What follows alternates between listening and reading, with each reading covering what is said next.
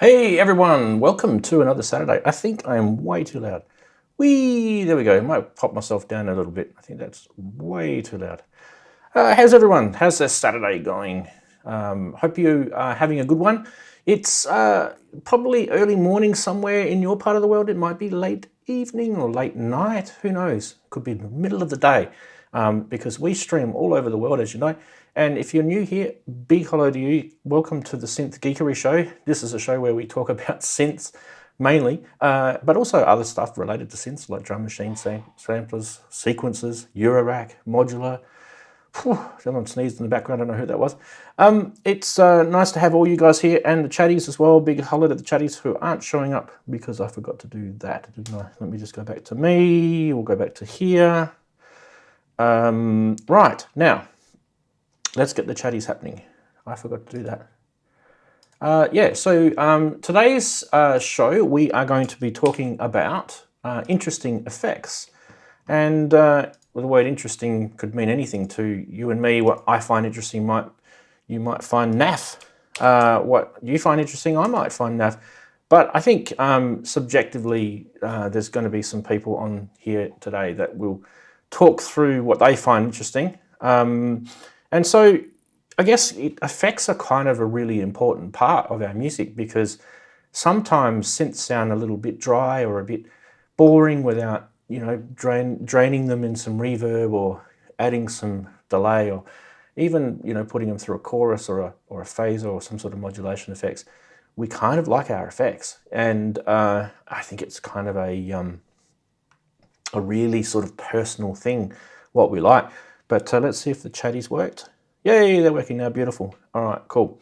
We don't have Brooksy on today. We have in his place, and it's not like he is in his place because you know, he needs someone to be in his place. It's just literally I've just put him in his place.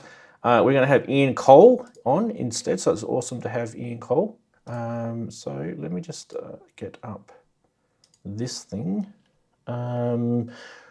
And I don't know when those guys are coming. They could be coming in the next 45 minutes, 30 minutes or so, but we'll probably have a little chat, just you guys and me, about what you guys think you like the most about effects and what you find interesting and what's floating your boat at the moment.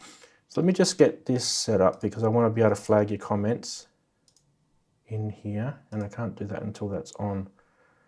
All right, 1 second. Okay, cool. Now I can flag your comments, so that's good.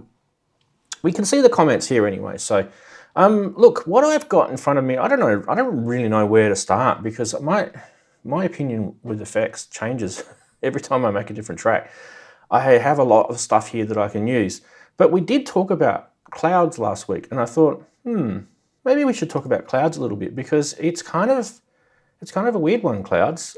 It does come into the eurorack part of the world, so. But it is one of the more popular or well-known effects modules, or let's say it's been around for a while. And yeah, I kind of feel like some people are probably thinking, well, what's so good about it? Or I don't know, maybe they're interested, they don't even know what it does. So basically, you know, just to sort of get you guys into the thinking of things, what we're going to do is we're going to use the 2500. I'll use the nifty case here. I've moved clouds out of another case and I've put it in here for you guys. We've got 2 oscillators, 2 2500 clone oscillators here. We've got a filter which is basically modeled after a Moog filter. It's a ladder type filter. And we've got some modulation which I'll turn off for a sec. That's your standard sort of analog synth sound, right? We've got our envelope generator here on the right, and so you guys can tell me what you want me to do in terms of just making a basic synth sound, but I thought maybe if we want to try and sort of play with effects, we can change our envelope depending on the type of effects we want. But in clouds itself, you've got a whole bunch of algorithms that we can set across here using these 2 black buttons here. We can freeze things, which I'll show you a bit later, and then we've got these 7 controls here, and we can also pipe some modulation through some of these CV inputs here, which we can play with. Now, at the moment, I've got an LFO module right next to it, and there's a spare LFO output here, which is going to come in handy, so we can use that to play and muck around with things. But let's see what she's doing right now just on her own. So let's bring through the blend knob here, we'll bring clouds in.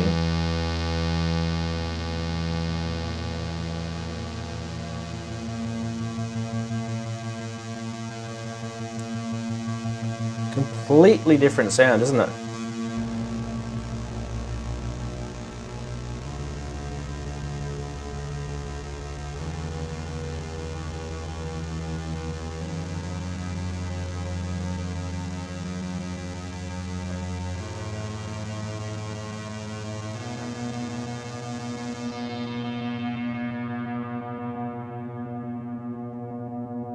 Let's bring that raw sound back in. So it's even pitched it, hasn't it? So there's the pitch there.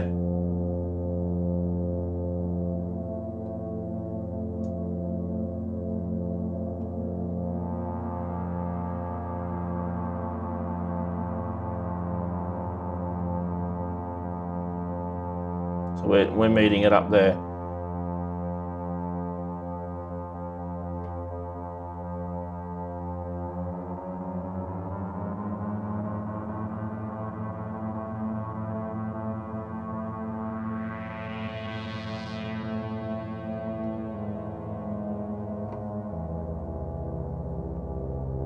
The blend knob's really handy, I feel, because you can kind of just have it really just subtle in the background. We can make it sort of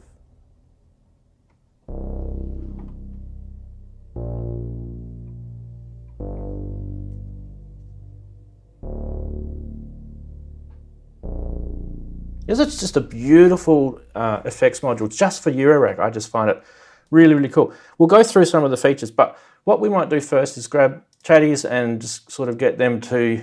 What I want you to do in chat is tell us what your favorite effects module is right now. Paul has said that his favourite, where's Paul's comment go? Where's it gone? Paul, where's your comment gone? I think it's scrolling off the screen. He said his favourite is the Erica Synth Black Hole Delay. There you go. There it is. I found it now. Let's bring that up. So yeah, that could be a good contender. Just wait for that to pop up down there.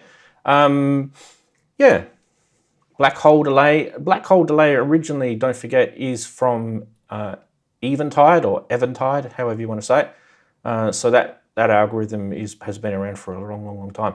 I will actually show you guys some of my favourite VST effects a little bit later if we get a chance. Black Hole is definitely one of them. So yeah. Wow, they're all coming in now. So let's have a look. We've got quite a lot. Synthesis Technologies E520 Hyperion.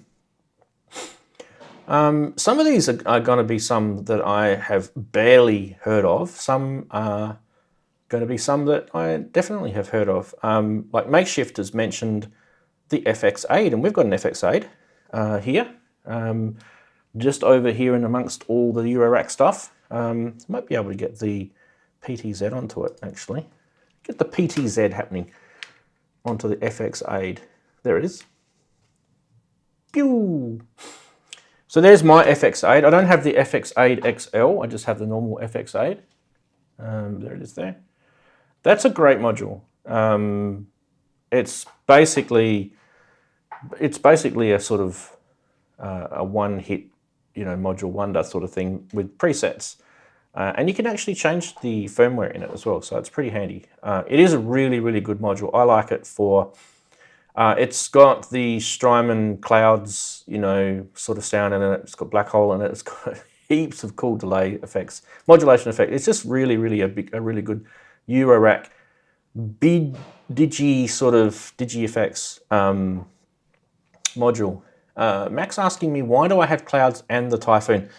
Because I wanted to own an actual mutable instruments clouds module after she announced she's not making them anymore. It's really purely romantic reasons, and that's the only reason. No, I don't need really to have both, but I will admit I find my Typhoon a little bit noisy. And I don't know if they're using a different DSP chip in it or what. So I'm not really sure. So I find the clouds, it is just actually beautiful.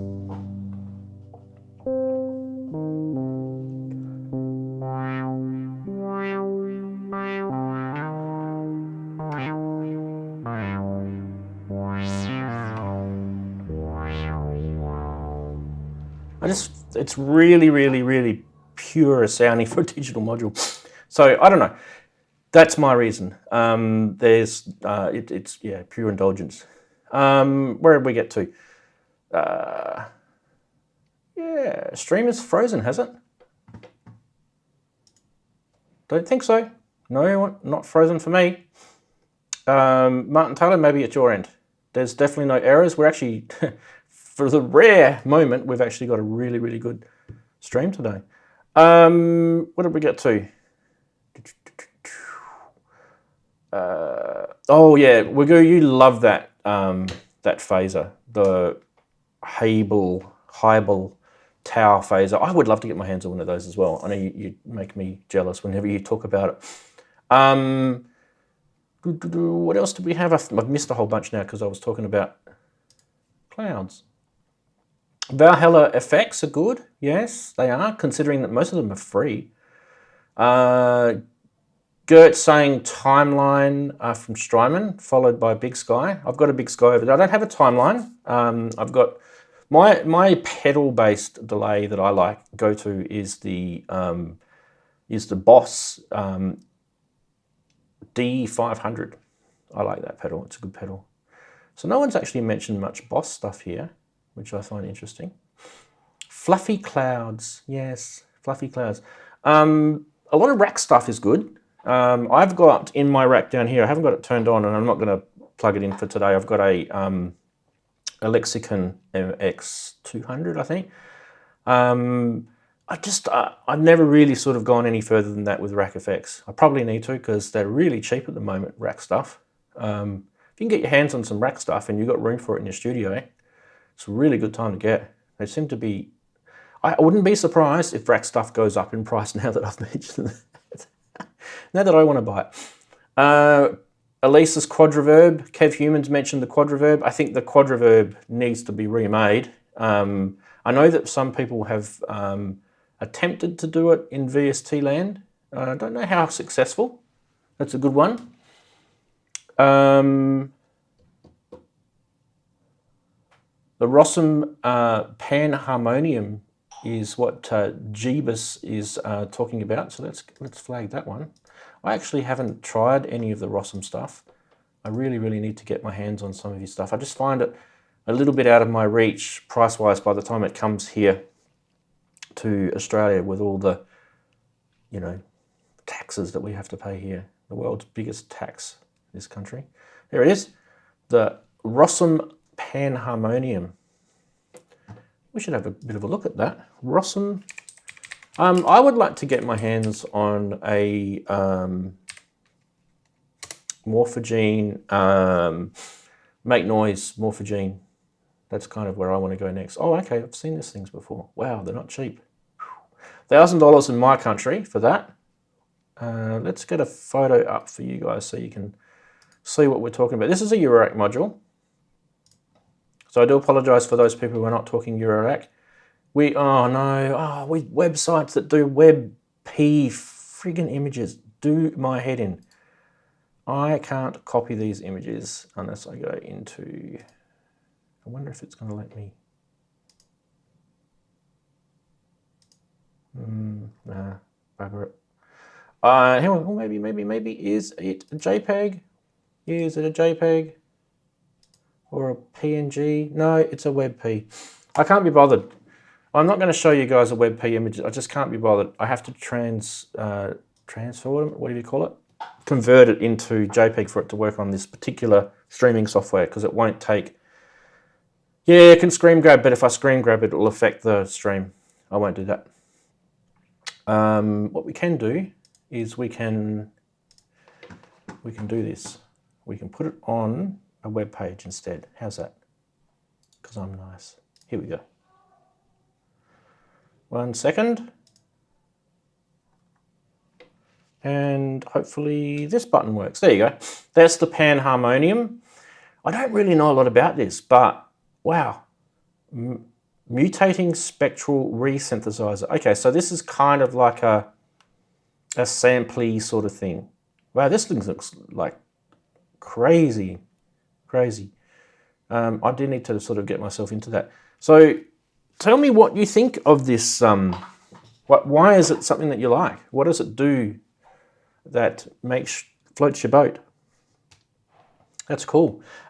It's kind of those sort of things kind of remind me. Like Clouds is a little bit like that. It's got the freeze things. We'll go into that in a sec. And I've got the Magneto over here. If I go to, you guys have seen the Magneto. Oh, it's right next to FX8. There you go. The Magneto's a good module for sure.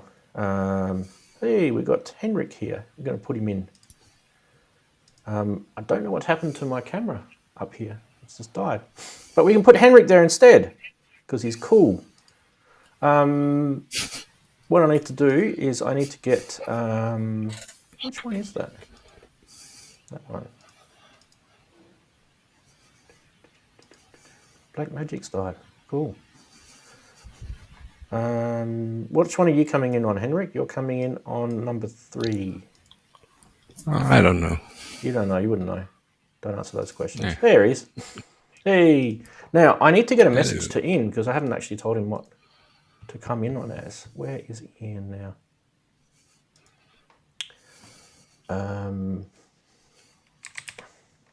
There he is.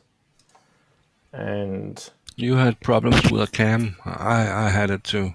I've been fighting the last 3 quarters just to reinstall drivers.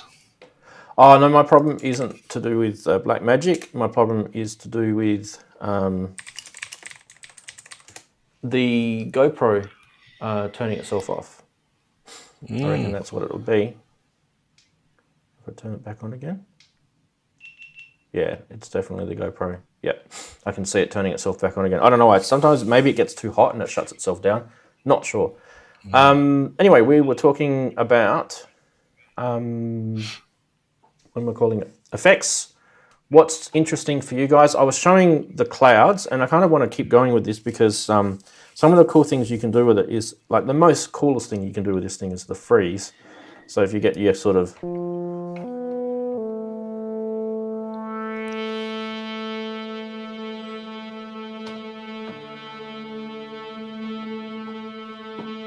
You just literally freeze that, but then instead of outputting that straight into your mixer like I've got now, I could feed that output into something else now, and you can also mangle it as well.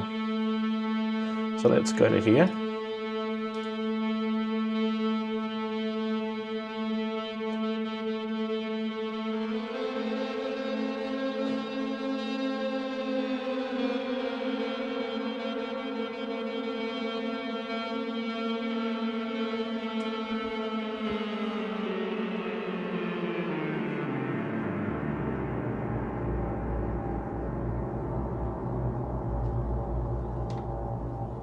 And then it goes away. That is the cool thing about the freeze in clouds. It's just amazing fun. And I literally just didn't have it. I don't have any noise going through that anymore. So that was just me hitting a note like that.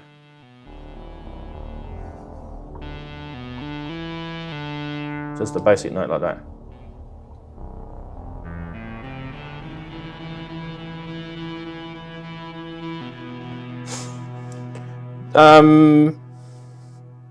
Putting modulation through into clouds is also good. And grain positions, we can play with the algorithms too. There's different, way different algorithms on this thing.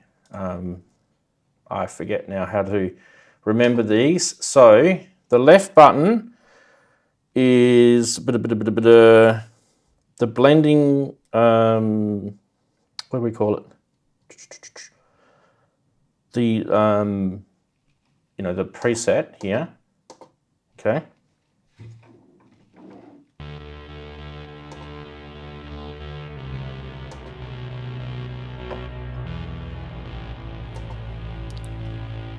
Is it, I don't know about clouds, but I have beats. Is it the sample rate you're talking about? Well, it's granular in this sense. Like you've got, it basically samples stuff, right? And then you can change its position of where it is on the sample and the size of the sample. So this is really granular now because we're making it really small, see?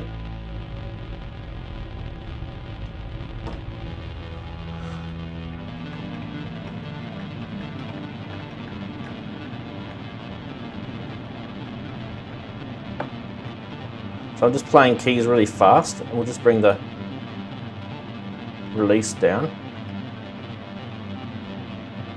You've also got the reverb on this, the texture and things like that. So you can turn the reverb off of this if you don't want it. I forget where it is now. Reverb is here somewhere. Reverb is this one.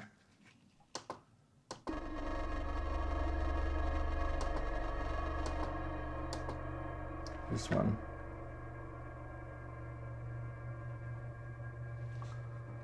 That's freezing that one.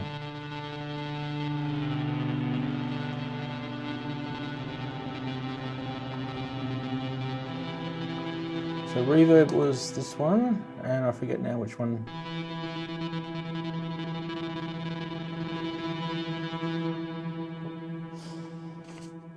I forget which one I have to use to change it.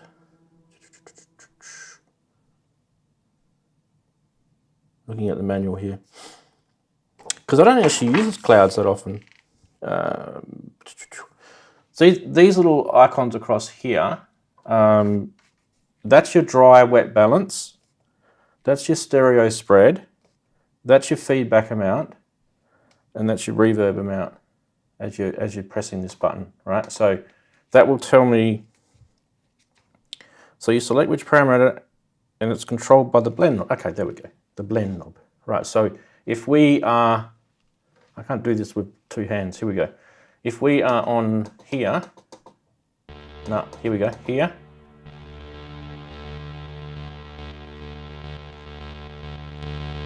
That's the reverb amount, right? So there's no reverb, more reverb. So that's how you control that.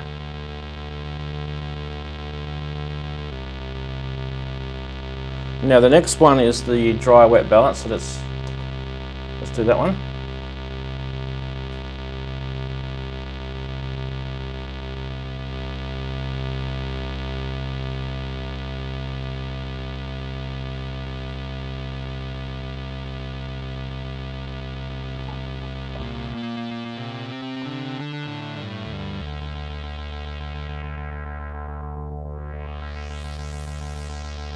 All right, and then you've got this second one in is the stereo spread.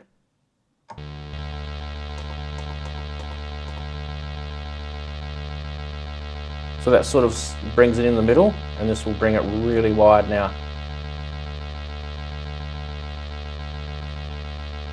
And the last one, not the last one, the third one is the feedback, which is the one you can have a lot of fun with.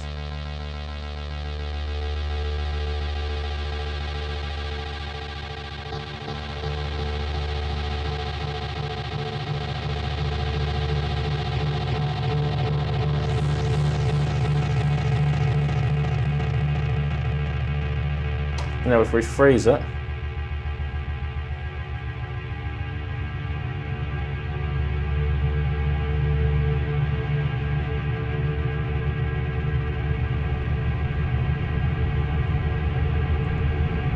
again, feedback is feeding on itself now, so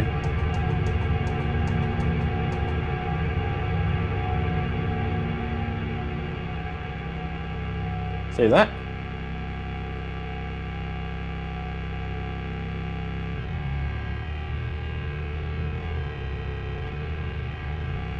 And let's put a bit more reverb on here. So the default reverb in Clouds is beautiful on its own, so you can actually just turn the whole thing off. So there's no reverb at all on this. And you can just use this granular thing.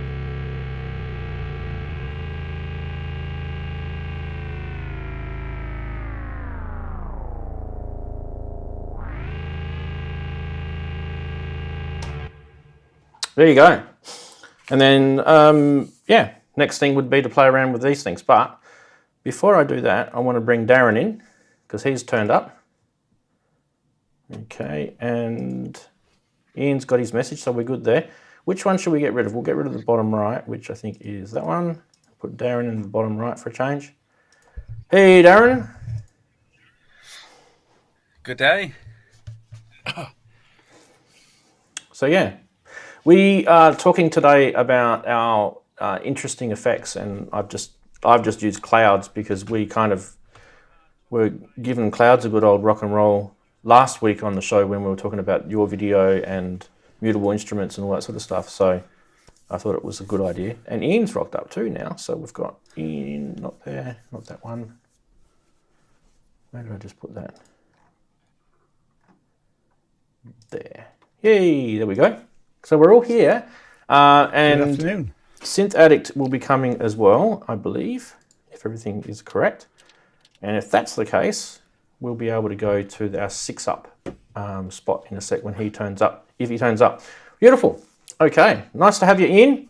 Been a little while. I know we've been trying to get you on the show. Now, I think with you, I have to mono your sound, don't I? I think that was the thing we had to do with you last time. I think we had to do that last time. All right, let me sort that out for you.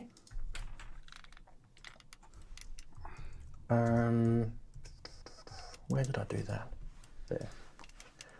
Give us a yell or something now, Ian. 1, 2. Yeah. Testing 1, 2, 3, 4. Beautiful. Beautiful. Look at that. I want to get, before we get into kind of the topic, I want to give a shout out to Chris and Marshall's, and I should say Tom and whoever else is part of it. They've got a new show at the moment called Throughport Collective. I think that's what they call it. So I'm going to get the link up for you guys because I think it's a really, really cool show. It's another YouTube show. And I just want to give them a shout out because I think they deserve it. It's through, as in THRU, Port Collective, and they've only got 71 subscribers. I mean, they're only just starting out, so let's not, they're not going to get to the millions already, but I think it'd be nice if they could grab a couple more subscribers. So that is the link. It's in the chat now. Don't go off and watch that now. You're going to watch this show first, but definitely check out Through Port Collective. It's a really, really cool show. I think it might be Thursdays. I think it might be Thursdays or Wednesdays. I'm not sure. Wiggle, you can correct me because you watch it with me. Because my time zone, it's morning for me, so it might be the day before for you guys. I'm not sure how it works out, but anyway, you'll see it on the website. Chris Synthian, you guys will remember him from ProSynth Network. He stopped being on ProSynth Network, I think, now for a while. So that you'll see him on that, and it suits his life better to be at that time of the day for him because he's not having to take time off work in the morning, or I think it was the morning he was missing out on work or whatever it was. And the other cool thing about it is you've got Marshall Arnold, who's another one of my favourites. He's also on that part in the US. I think Marshall's in Florida, I think, and I think Chris is in LA. So there you go. We said it's 2 a.m. UK time. So a lot of you people in the UK may not get that show because it's really not a good hour. But this is what happens to me, right? So you guys in the UK, you're probably thinking, there's no way in the world I'm getting up at 2 a.m. to watch that. But you never know. You might have had a big night at the pub and you're still up. Whatever the case is, go and watch it or watch it on the replay. But for me, a lot of the shows that you guys do in the UK are at that time. They're at 2 a.m. for me. So I don't get to watch, I don't get to watch ProSynth Network. I don't get to watch Jamie's show. Sonic State's not too bad. It's about midnight my time, so I can handle a midnight every now and then. So that's kind of the thing. Whereas their show, the Throughport Club, is actually in the morning for me. It's like 9 to 10 in the morning. So I'm just at the desk doing a bit of work, and I'll just have that on in the background, distracted from work. This week I should say, they were talking about making a track, and what they did is they all went and made a track, and then they analysed each other's tracks and what influenced it and why they chose certain instruments and things. It was quite interesting how they went sort of granular into that, and the tracks were really good. Like Chris was playing different types of guitars and bringing synths in and why he chose them, and Marshall was playing some of that famous Roland gear that he's got, and they also had what's the guy's name? Mental blank. Anyway, they had another Tim Grogan. Yeah, Tim Grogan. Yeah. He just got himself an OBX8. So my eyes were just going, you lucky man. So yeah. Anyway, give those guys a look at if you can. Nice to have you in. We tried to get you on a few times, and we've had shows not coming ahead and things like that, and it's finally we managed to get you on. Yeah, and then I whizzed off to Edinburgh Festival Fringe for 3 weeks, so it's all been a bit chaotic this August. Yeah. Well, I mean, there's been a lot going on in the UK in terms of music. There's been all sorts of live performances and, synth fests and, like you said, the Edinburgh Festival and all sorts of stuff. Yeah. So, yeah. We've got the Leeds Festival this weekend in Yorkshire, sort of 40 miles down the road. So that's So, but it's the summertime, isn't it? So it's always festival time. Yeah, almost finished though. What do you got? About three days left officially of summer. Yeah. But it's still reasonably warm, isn't it? I mean, you guys are starting to feel the cold. It is today. It's great. It's going to be a good weekend, I think. Oh, good. Yeah. Might be the last hurrah before don't the say spring. That. Well, you had a pretty warm summer this year, haven't you? So some people are looking forward. It's getting close to your heat, I think. Well, you did. You had a bit of an Aussie summer for a couple of days there, and also the drought. I think the drought's been a bit nasty for you guys as well. So, is this the first time you guys have ever had water restrictions? I'm just curious to find that out. We haven't got water restrictions. We haven't got water restrictions in our part of Yorkshire. I don't know about other counties. Other parts of the country, yeah. I'm not sure where. Did you have them, Darren? Wales. Darren had them, Darren. No, Northwest's fine. I think a little bit of South Wales, Cornwall area. I think. Right. Sort of east and south. I think some parts of Yorkshire, but I'm not sure exactly where. But we've not had water shortages like this for quite a number of years. Yeah. Yeah. And the opposite's been happening here in Australia. We've been having like insane amounts of rain, which is just not Australia at all, because Australia is one of the most driest places in the world.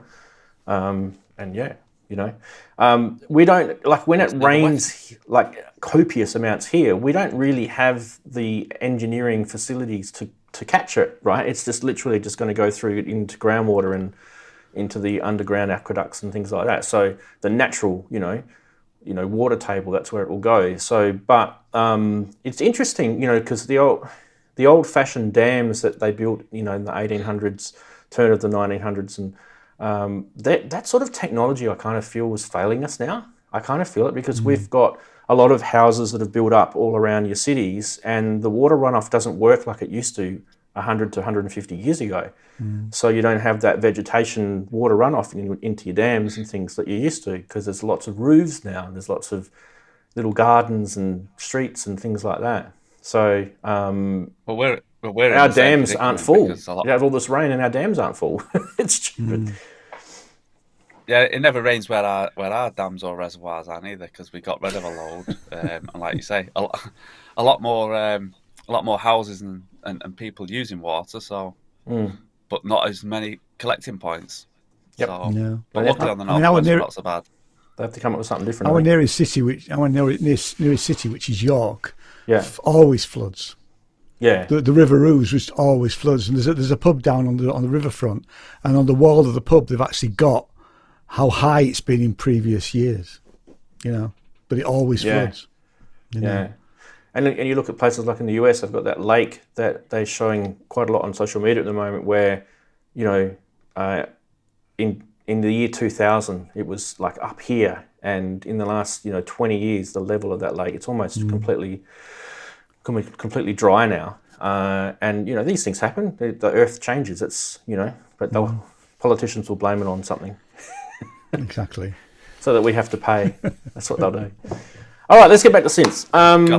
Okay. Gentlemen, have you got anything that you've got in the last since the last time you've been on the show that's new? You want to announce any cool things that have come into your studio?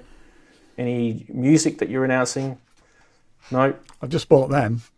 What's that? These are Korg CM300 contact Sorry, mics. I'll have to fix Hey, look, I'm Andrew Brooks. I said to him yesterday that I was going to be him today. I thought I'd changed that. Sorry. There we go. Fixed. Yeah, no, I just bought a couple of those, which are contact mics. They normally use them for sort of brass and woodwind instruments, but I just thought they were sort of good things to have around the studio, really. Because I've got lots of little boxes and things. And they're not expensive. They're only about 12, 13 quid, something like that. Now, the other day we were talking about the Korg wave drum. Do you remember how Andy was talking about the Korg wave drum? I loved Andy's demonstration of the wave drum. Yeah. I was going to pick your brains because you're a bit of a Korg man. So what's the story with that? Is it just not? Can you not buy it from Korg anymore, or is it just? I know it's still a current version. Because we're a retailer as well. We've had them on order since January, and there's just none coming into the country. I think it's the chip shortage thing. It's the chip shortage, yeah. Fair enough. Yeah, I've got a customer who's waiting for one in America, and it's supposed to come in this month. So, and it's not, because I was checking yesterday. I need to talk to Korg on Monday and see if they can give me an updated time as to when they're going to be, but we're sort of almost expect it to be no time soon. So I can see me giving this guy his money back because he's been waiting months. Yeah, but I quite understand if he gives up. and they are just. There haven't been any for, like I say, 6 months, really. Well, the other interesting thing is I got an email from Korg yesterday saying if normally what happens is when prices go up, they sort of give retailers forewarning. So they'll say prices are going to go up, buy your stock now so you get it at the old price. That's not what they're saying. They're saying the prices are going up from X. If you've got back orders, they're going to be at the new price regardless. And that's the first time they've ever done that. Wow. You know, so that's a bit, I mean, obviously the wave drum that comes in will be coming in at a new price. And I'm hoping I can still make it a little bit of margin so I can send it to the guy. Yeah. If he wants it. Yeah. Yeah. Oh, jeez. And what about the strikes on on some postal things? Yeah, exactly. I mean, I had a rush to get some Vox guitar pedals to a guy. Ordered them on Wednesday. Said I need them for Tuesday for a gig, and I'm thinking, oh yeah, that's fine. And James said, you know, there's a postal strike this weekend, and we've got a bank holiday Monday. So I've managed to send it overnight, but he's gone overnight yesterday, and he still won't get it till Tuesday. You know, so yeah, I've actually bought something. It's 2 years since I bought something, or 18 months, and not thinking, I thought, oh, I'll be here for a weekend. Damn, it isn't because they're on strike. Yeah. And I wasn't aware that Parcel Force was affected by that either. Yes, because they're part I of wasn't aware that Parcel, which are on strike. Yeah, never thought about that. You know. Well, that's where it's coming from, Parcel Force.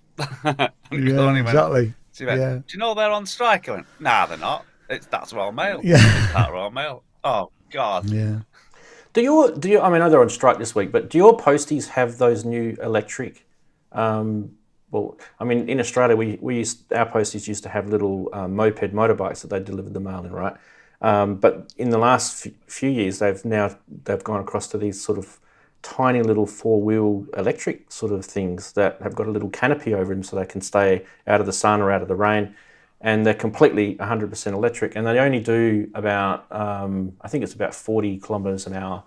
Have you guys got something similar? Is it like an electric thing for your posties, or are they just sort of still doing the same thing like they've been always done for the last 100 years? Yeah. The big vans and the guys wandering around with their leather bags, right? Yeah, leather bags, and they've got like a shopping trolley in Yorkshire. Some of them, they've got lots of parcels as well. Yeah, we've got them. Yeah, but no, I think it's probably just the terrain is different in different countries. So in Australia, there's a lot of houses that are, you know, single families living. Like you guys have a lot of more condensed housing where you've got your townhouses or even your big sort of meshes. In Australia, there's a lot more sort of single houses on blocks of land, and so it takes a lot of, you know, distribution to get the mail out to like a metropolitan area. And I thought it was quite genius, these little electric things. If you ever get a chance, have a look at have a little Google search online at the Australian electric post vehicles. They're really, really cool.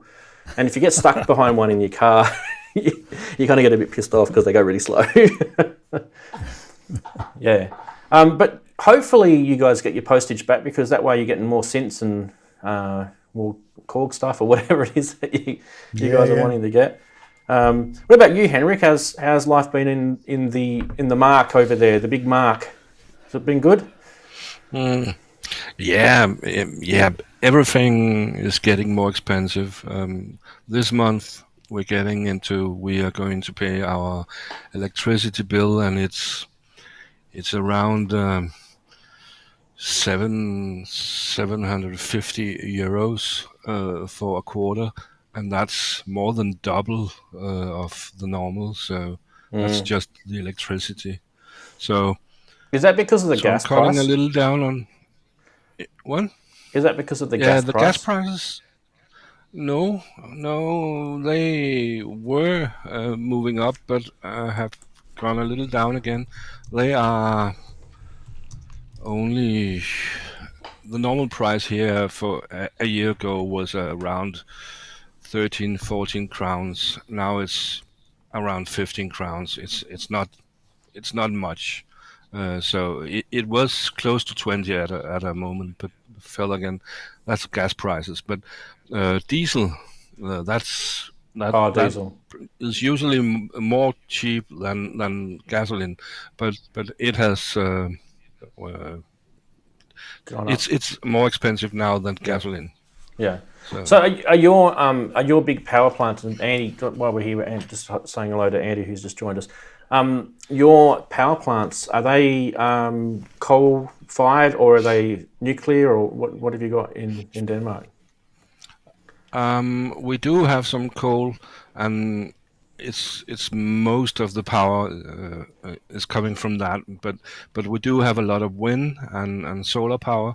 But the problem is we can't store that, and it hasn't been blowing this summer. So that's the main reason the electricity has moved up.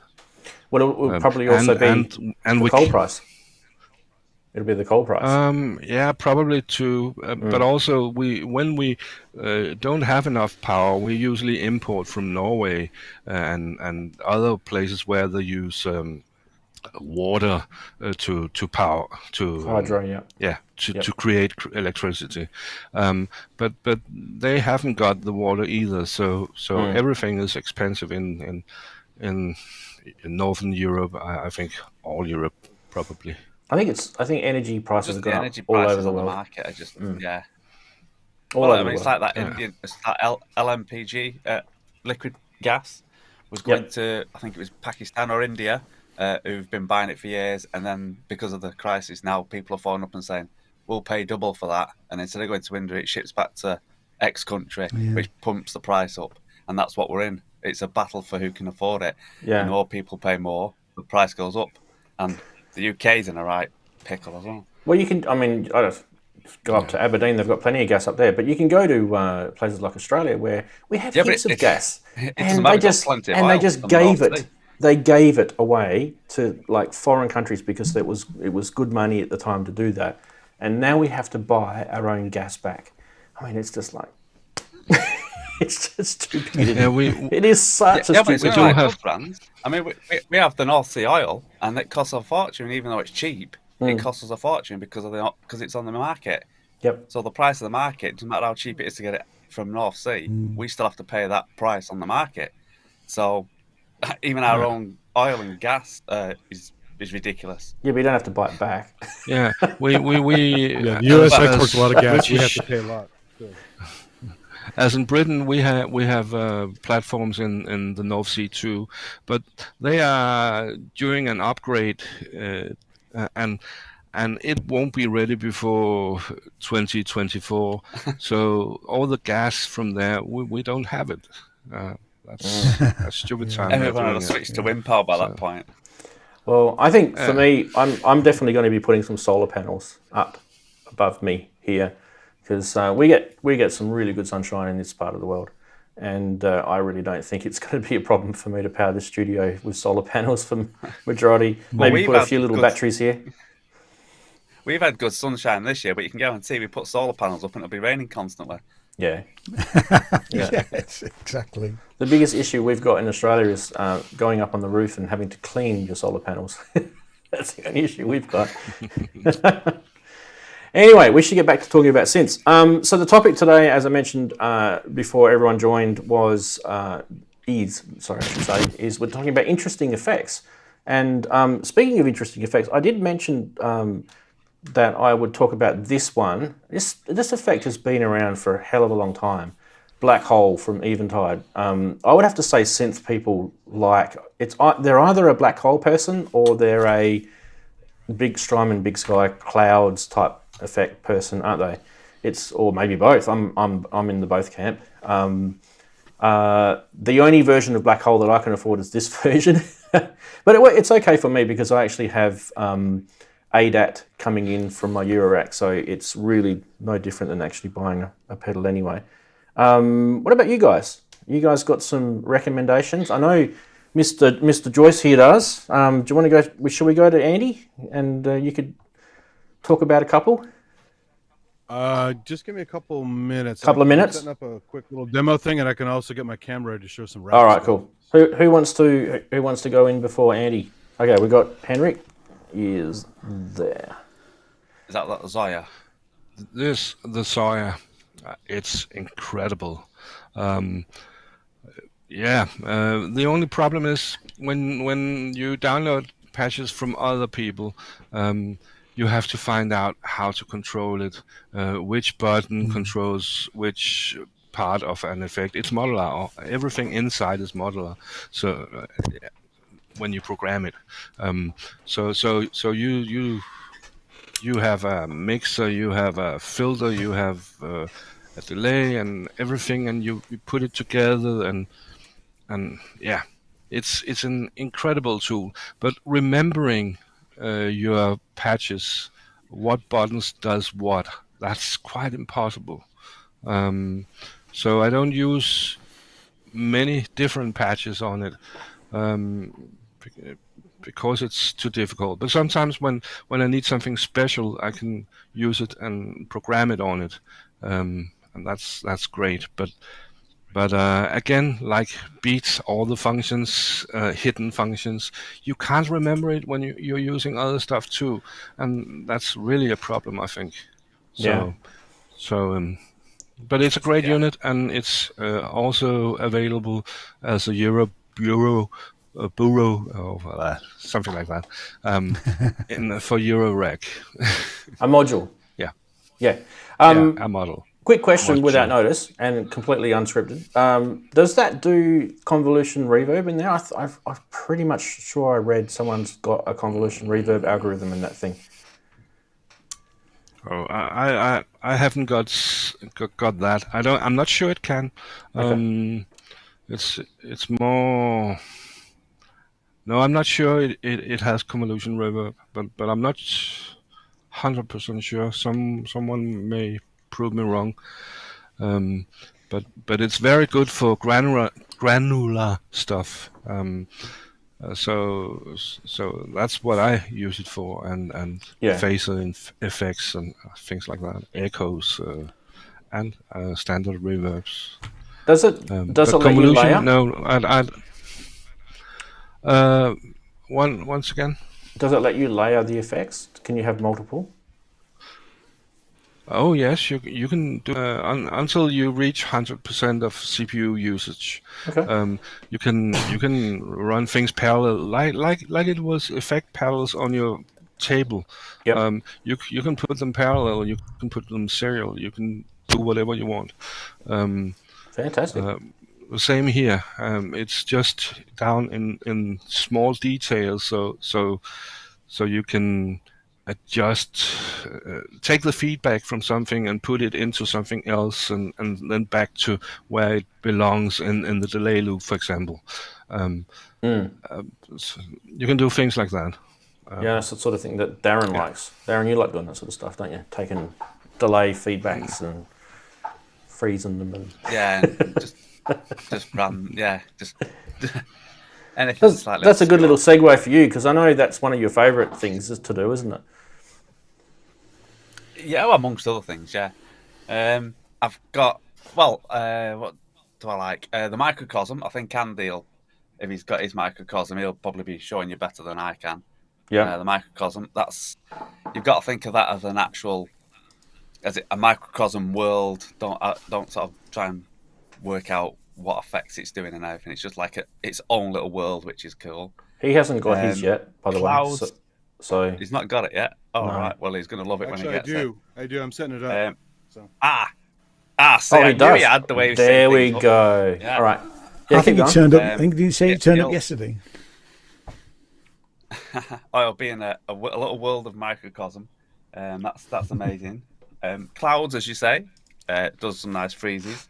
Oh, but that, like you were saying, Ranz, I won't say it's complicated, but if you don't use it for a while, it's trying to remember and I forgot work it out. I forgot the knob to turn. I forgot it was the blend one. Yep. If I don't use it for a while, then it sort of like annoys me because I can't think what to do. And a reverb, obviously Valhalla stuff in the door, and also I've got a convolution reverb in the door, which is actually a convolution reverb from a 1960s. I can't remember if it's a CIA listening post or some Cold War listening post in Europe somewhere, and that sounds amazing. I I think Tal Balance or somewhat Balance Audio it is. Oh, so I don't think they do it anymore. They've used the reflections of the listening Yes. post. Ah, Yeah. interesting. And it Cool. is amazing. But I don't think they do it anymore, and it was free as well. Yeah. And I use that quite a bit because that's very dark, mysterious, and just a weird reverb. And like you say, and then it's all about putting it into other effects. It's not just stacking effects on top of effects and then reversing them and then freezing them and then putting those reverses and freezes into the effects and so on to create whirls, basically. That's what I like to do. So yeah, as many effects as you can throw at it. Just jam on it and see what happens. Even effects that you think wouldn't be right, stick it in, freeze it, take some of the bottom end out, and then put it behind what you was originally writing. Sometimes that sounds quite cool, mysterious. I'll do that quite a bit as well. Piping effects back into effects is a cool thing, isn't it? Yeah. Yep. Yeah. I like to find. You can find the melodies sometimes when you've got quite a few different delays going on. You find some nice quiet melodies that suddenly appear, and then you use those melodies and freeze them, and add reverb and lush pads and atmospheres, and always happens in my tracks at some point. Now Henrik's showing this. I don't want his arm to drop off. Yeah, this one, it's a radio receiver. It's an RDS, RSP, SDR. I can't remember. Damn you! It's a digital radio receiver. It's actually invented after they made small USB modules where you could receive digital TV. Then people hacked them and found out that they could make a radio that could do scanning from a very low frequency to a very high frequency, and that's what this is. It's a radio receiver with a few antenna inputs. It can be connected to the computer, and if I use it together with, for example, the headset mic I have here, and I tune the radio while I speak, and I can make some very funny effects, and that's very interesting to play with. Wow. So I actually bought it to make some samples of different radio stations and detuned radio stations and things like that, and SSB and all those strange sounding modulations. So that's the reason I bought it. But you can make your own effects if you have a transmitter too. That's a possibility. I've never heard of that, so that's very interesting. You'll have to, if you've got any audio you could share with us, we could listen to. That'd be cool. I don't have any right now, but when you tune on a shortwave radio, you hear someone speaking, and it goes like Yeah, you get the when they speak. The stretchy you can sounds. make those effects or get those effects. So that's Cool. SSB Tenderfoot sideband radio. Radio module. Yeah, that is true. You could do it with that. FM. Yeah. OP1 had a little FM radio in it too. That was good fun. You could sample the FM radio on the OP1. I used to have fun. I've still got the antenna here. If anyone ever wants an antenna for their OP1 and they haven't got one, hit me up. I'll send it to you. Didn't they charge a fortune for the antenna? Yeah. That's what I bought it with the antenna. Yeah, I got mine off of AliExpress. I very rarely use it. I got one off of AliExpress. Cost me $7. I know, but the actual teenage engineer one was stupid money. Yeah. I don't use a lot of hardware effects, but I do use this quite a bit. So NUX Atlantic, which is reverb and delay. It's got 70s, 80s, and 90s, spring, plate, and hall, and a shimmer effect. And I mean, like I say, if I use it live basically, and I normally use it with this thing, which is you can see that it's a Leaf Audio microphonic sound box. Yep. So and that it's you just take a lead out of that into this, you get all sorts of great, wonderful effects, Like Interesting. using little bits of rocks and all sorts of stuff to get, strange, sound designy type effects that I like to use live. If I'm using plugins, big fan of Valhalla Supermassive, which I think was free when I got it. I don't know if it's still free. I think it's still free. I bought Tal Dub X mainly because I'd used that. It's on, it's like $25. It's not very expensive at all. And that reverb is just great. I love it. And I use it all the time. The other reverb I would use, I've got Arturia's Rev Plate 140, which I also like. What else is there? So that's a VST, isn't it? It is. These are VSTs, yeah. Big fan of Paul Stretch. Anybody use Paul Stretch? I haven't. What that would do? Yes, I used it on my live forms EP. Yeah, it's great. I mean, there's a new version which I've just installed in the last couple of weeks called Paul X Stretch. So that is now a VST because it never used to be. The interface was always very, very clunky and a bit hard to get your head around. But you can stretch, a piece of music to however long your processing will allow you to. Really, Paul Stretch rules. Well, yeah. It's basically another take on the freeze thing, isn't it? Really, that's what that's about. Yeah, it is. Yeah, exactly. You can stretch or shorten sounds based on your settings, and it's free in Audacity. Yeah. Yeah, I mean it is. It's just and I'm all for free stuff wherever possible. I don't mind paying for things that are superb. What other effects do I use? A couple of free ones. There's Delay, which is DEELAY. That's got quite a lot going for it. And I used to love granular effects. And back in the day when I was still on a PC, I think there was something called Granulator, which I don't think exists anymore. I use Borderlands on an iPad. So take a file and you can do all sorts of weird and wonderful effects just by using Borderlands. And it's not that expensive, I don't think. Maybe 20 quid, $20, something like that. For the app, yeah. Just for the app. The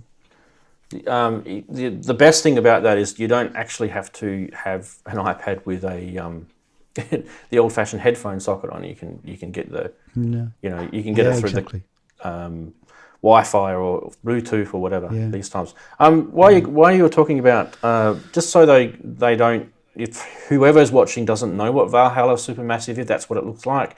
So Valhalla, as you can see, spelt there. dsp.com, and I'm pretty sure that one is still free, which is absolutely insane because of how cool that effect is. Like Darren's mentioned it, I've used it in one of my tracks. It's only been out for, how long has that been out for? About not even a year, I don't reckon. It's quite new still. It's been out longer than a year. It's been out bit of a year. Okay. I got it last year, or the year before. Yeah, I think I got it last year. Right. Maybe that's when I got it too. I'm just losing. I'm in a time machine here. It's fairly new compared to Black Hole or something like that. That's not the point. Before Andy's still mucking around. So sing out, Andy, when you're ready. What I thought we'd do is actually what we might do. We updated it actually I'm ready this year. That's if you why, want to do it now. because you got a few free modes. What we might do is let's actually. I'm going to turn off Black Hole. And I'm going to put Valhalla on. And what I'm going to do is I'm going to pipe the clouds that we had, so we can just bring clouds into the corner here. Where's my little thing gone? I'll just put it up in the corner there. There you go. So there's eurorack. Clouds is going to go, and we'll just bring that into.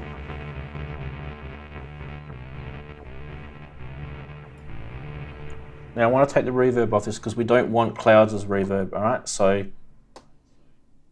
take the reverb off. You could raise the level a little bit. It's a little low.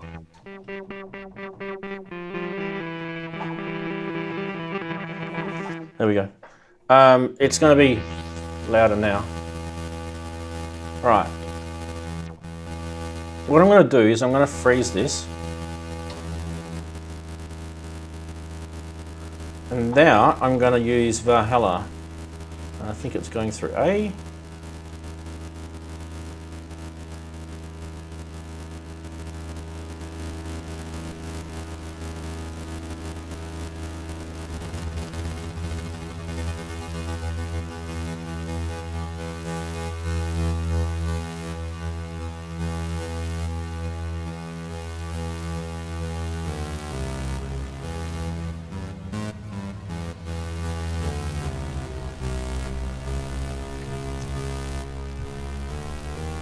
Change a couple of the presets.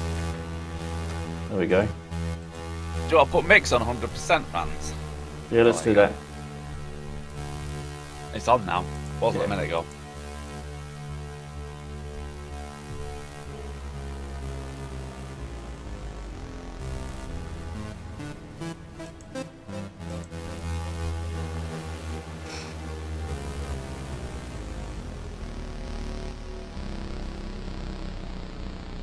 Let's pumping up the feedback on this. All right, let's turn the freeze off. Now, there's nothing playing through that now. That's just the end of it. So let's get the delay. Where is it? The depth.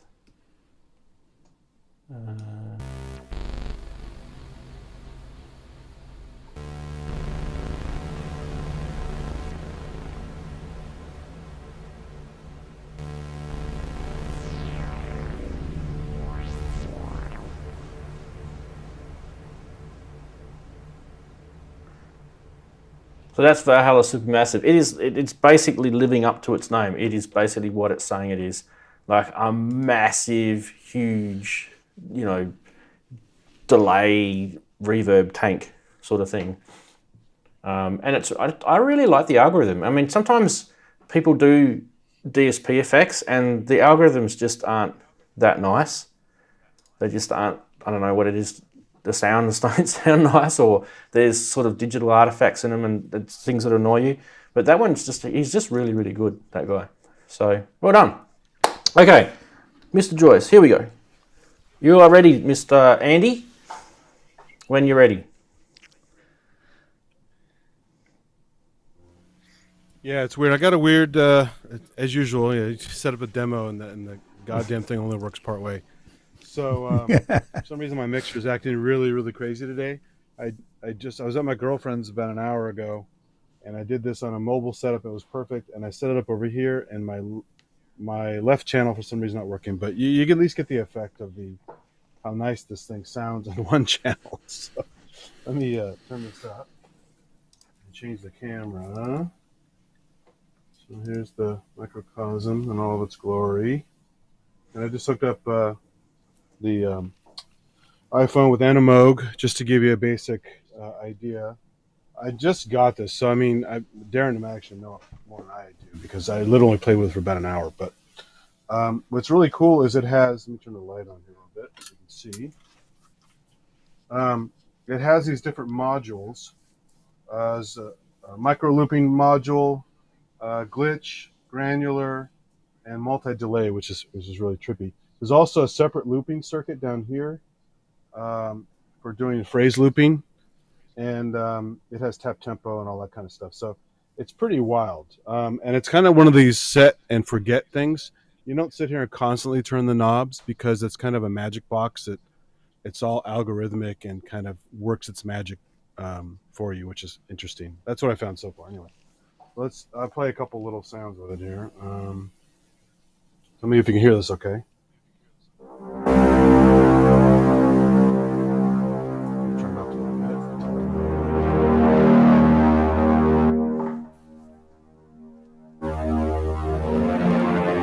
Change algorithms. Filter.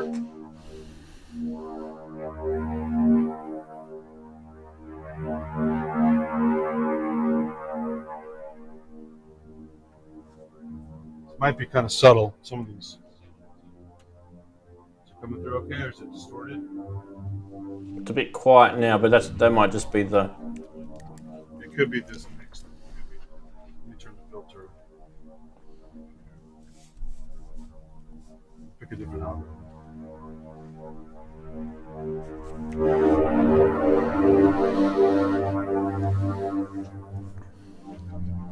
Let's go to the granular. There's some cool granular stuff. So how it works is it's basically 4 settings per subset. So you basically have these lights change as you go there, and that's within a given setting. So this is called strum. You get 4 settings for strum, and then this is haze. You get 4 settings for haze. Change these knobs.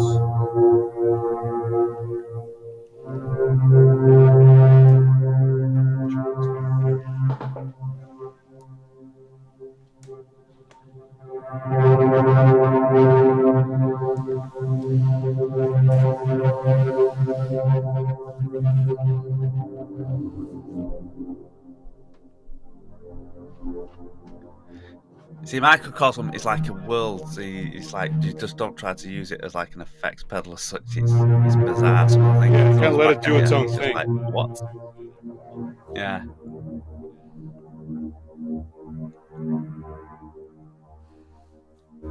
It's a glitch mode.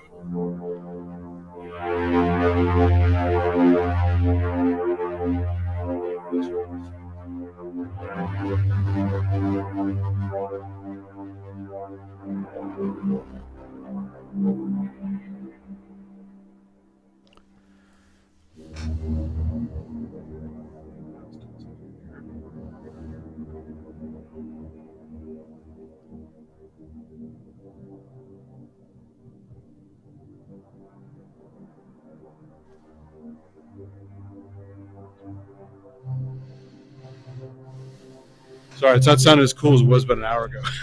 Something happened. Gotta love live demos. You have set it for line input as well. I have, but like I said, it was working perfectly with this exact setup a while ago, just to a different mixer. And this mixer is an old Mackie mixer. It's like never given me any problems. And today, well, now you say it. It's all right. Yeah, the mosaic mode, but if you put it into mosaic mode and take off some of your the space time, go to like mosaic mode. You can pick any of them out of the mosaic mode. It's quite cool. And then the mix, turn the mix all the way down so we can hear what's going in, and then just slowly turn the mix to what we're getting. You've just knocked the mosaic mode off too. You've got to go back one. Yeah. There you go. Yeah. And then take your mix down to so that's just the original input, and then bring your mix back in. See, your input's not. It's your input, not the pedal.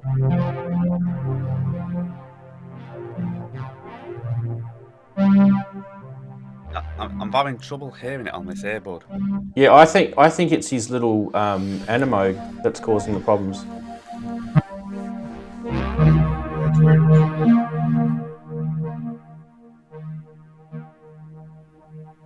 Have you got like another synth you can plug into it, Andy? I do. Let me figure something out. Sorry. Yeah, that's all right. I think it's your Animoog that's causing trouble. I could have set mine up actually, but I don't know. Let him have a play. Now that's MIDI. Is that MIDI controlled as well, Darren? Just while Andy's doing it, is it MIDI controlled? Can you control Yeah, you can. The tap tempo and things like that on it. It's got a little MIDI plug on the back, doesn't it? Yes. Yeah. Yeah, it's So the cool thing about that is that if you send it a MIDI clock, I mean, obviously there's other reasons why you use MIDI on it, but if you send it a MIDI clock, you can actually get it to do some of the algorithms. Oh, careful there, mate. That's all right. You don't want to be chopping keys off with your wall warts. Give you a better view of it so you can see. Is that in focus? Let me pull out a bit. Camera's a bit cack. I think the light is behind it, and but we saw it pretty clear on. You've seen it before anyway. It's not that it's something new. How much are they now? Those things? They're still pretty pricey, aren't they? They're about 4 something. Yeah. But I will say this though, Yeah. I got mine. I ordered it and I got it within a week from the US, and I'm still waiting for this thing that's stuck in the UK. Wow. So I'm just seeing what they're worth in Australia, and I don't think they even. I think they were about. I think when I got mine, it was about £4.39 UK pounds. I think. Yeah. But I love my microcosm. It's my best pedal. That and the Strymon Big Sky. I put them together. That's just, yeah. Hologram electronics. There's one on Reverb right now. You can get used. I don't know if I'd buy it because the price was pretty. The price was pretty nasty. But for me to buy it in Australia, I'm looking at spending $1,000 of my money. It's crazy. So I'm not. Yeah, I'm not paying $1,000 for a pedal here. I'll probably end up if I get it. I'll probably end up importing it. I'll just change because if I import it, I'll have some, like if I get it from the US or if I get it from the UK, it'll have the wrong power adapter. So that means I have to add the expense of getting a replacement power adapter. Sometimes I get lucky though. Sometimes they come with a little changeable, little sort of click-on head thing that you can actually change it from, Europe to the UK to the US to Australia. You can actually, you've got like 4 or 5 little pieces that you can click on. I love it when manufacturers do that sort of stuff because that solves the whole power supply problem, doesn't it? Yeah, I'm just looking at the website now. It's $459, but you can choose the power adapter, which I really you can buy. You can have a US, a Europe, UK, or Australia, an AU. I think that's really good actually. It is good, and they're in stock, ready to ship. Yeah. Well, it's not more hand built; it's more boutique, isn't it? So, yeah.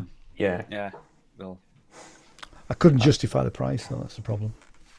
That's the thing. Like, it depends. Like, some people rush out and buy Moog 1. Do you know what I mean? Like, there's a point where the price, you'll just go, I don't care what the price is. I really want it, and obviously you'll just go and get it. It just really depends on how important that particular effects thing is for you. Mac was saying to me before, why do I have a Clouds Eurorack module when I've already got a Typhoon, which is a Clouds clone? And the answer is really stupid, and that is because Reminiscence, because she's cancelled her modules now. That's the only reason. But here I was whinging about the price of Microcosm, and here I am owning technically two exactly the same modules that do the same thing. Don't I sound like a twat? Probably the price of a microphone. Andy, are you back on? You want to try again?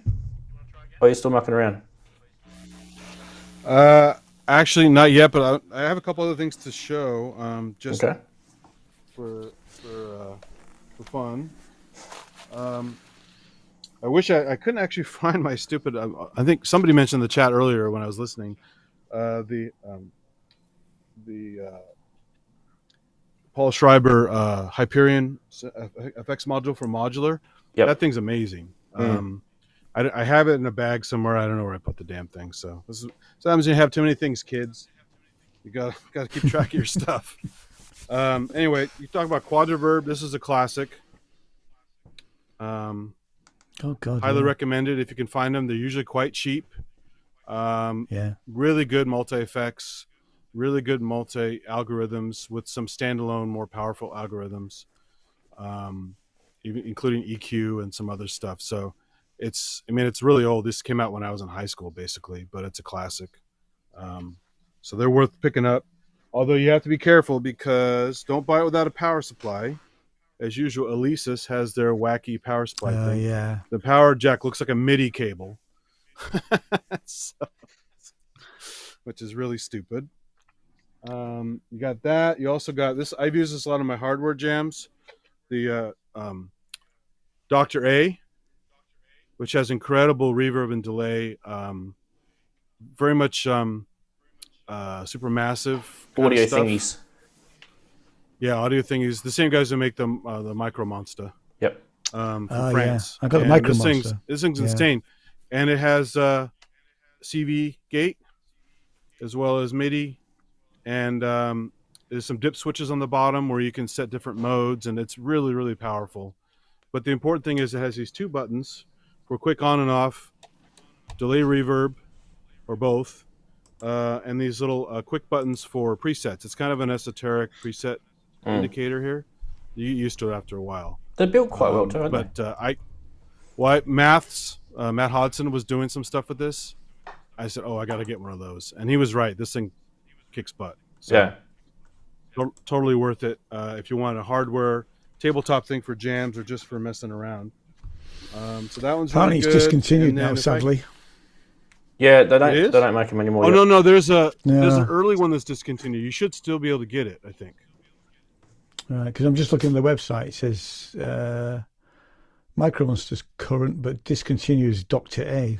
It doesn't say there's anything else. Oh, because there was an earlier version that had a nicer appearance with fancier stuff, and this is the cheaper one that I got. They did discontinue the original one, but with parts shortages, they may discontinue the whole line. Yeah, it's discontinued. It is. Yeah, I think audio thing is just one guy on his own, isn't it? Yeah, it is one guy on his own. I bought yeah. something off him years ago. I think it was like a MIDI PAL or MIDI Bro or something. It was like the MIDI PAL clone or whatever it was. And I had a good long conversation with this guy. He's really cool. He knows his stuff. He is, yeah. And he gives you freebies because we got a fridge magnet and sweeties.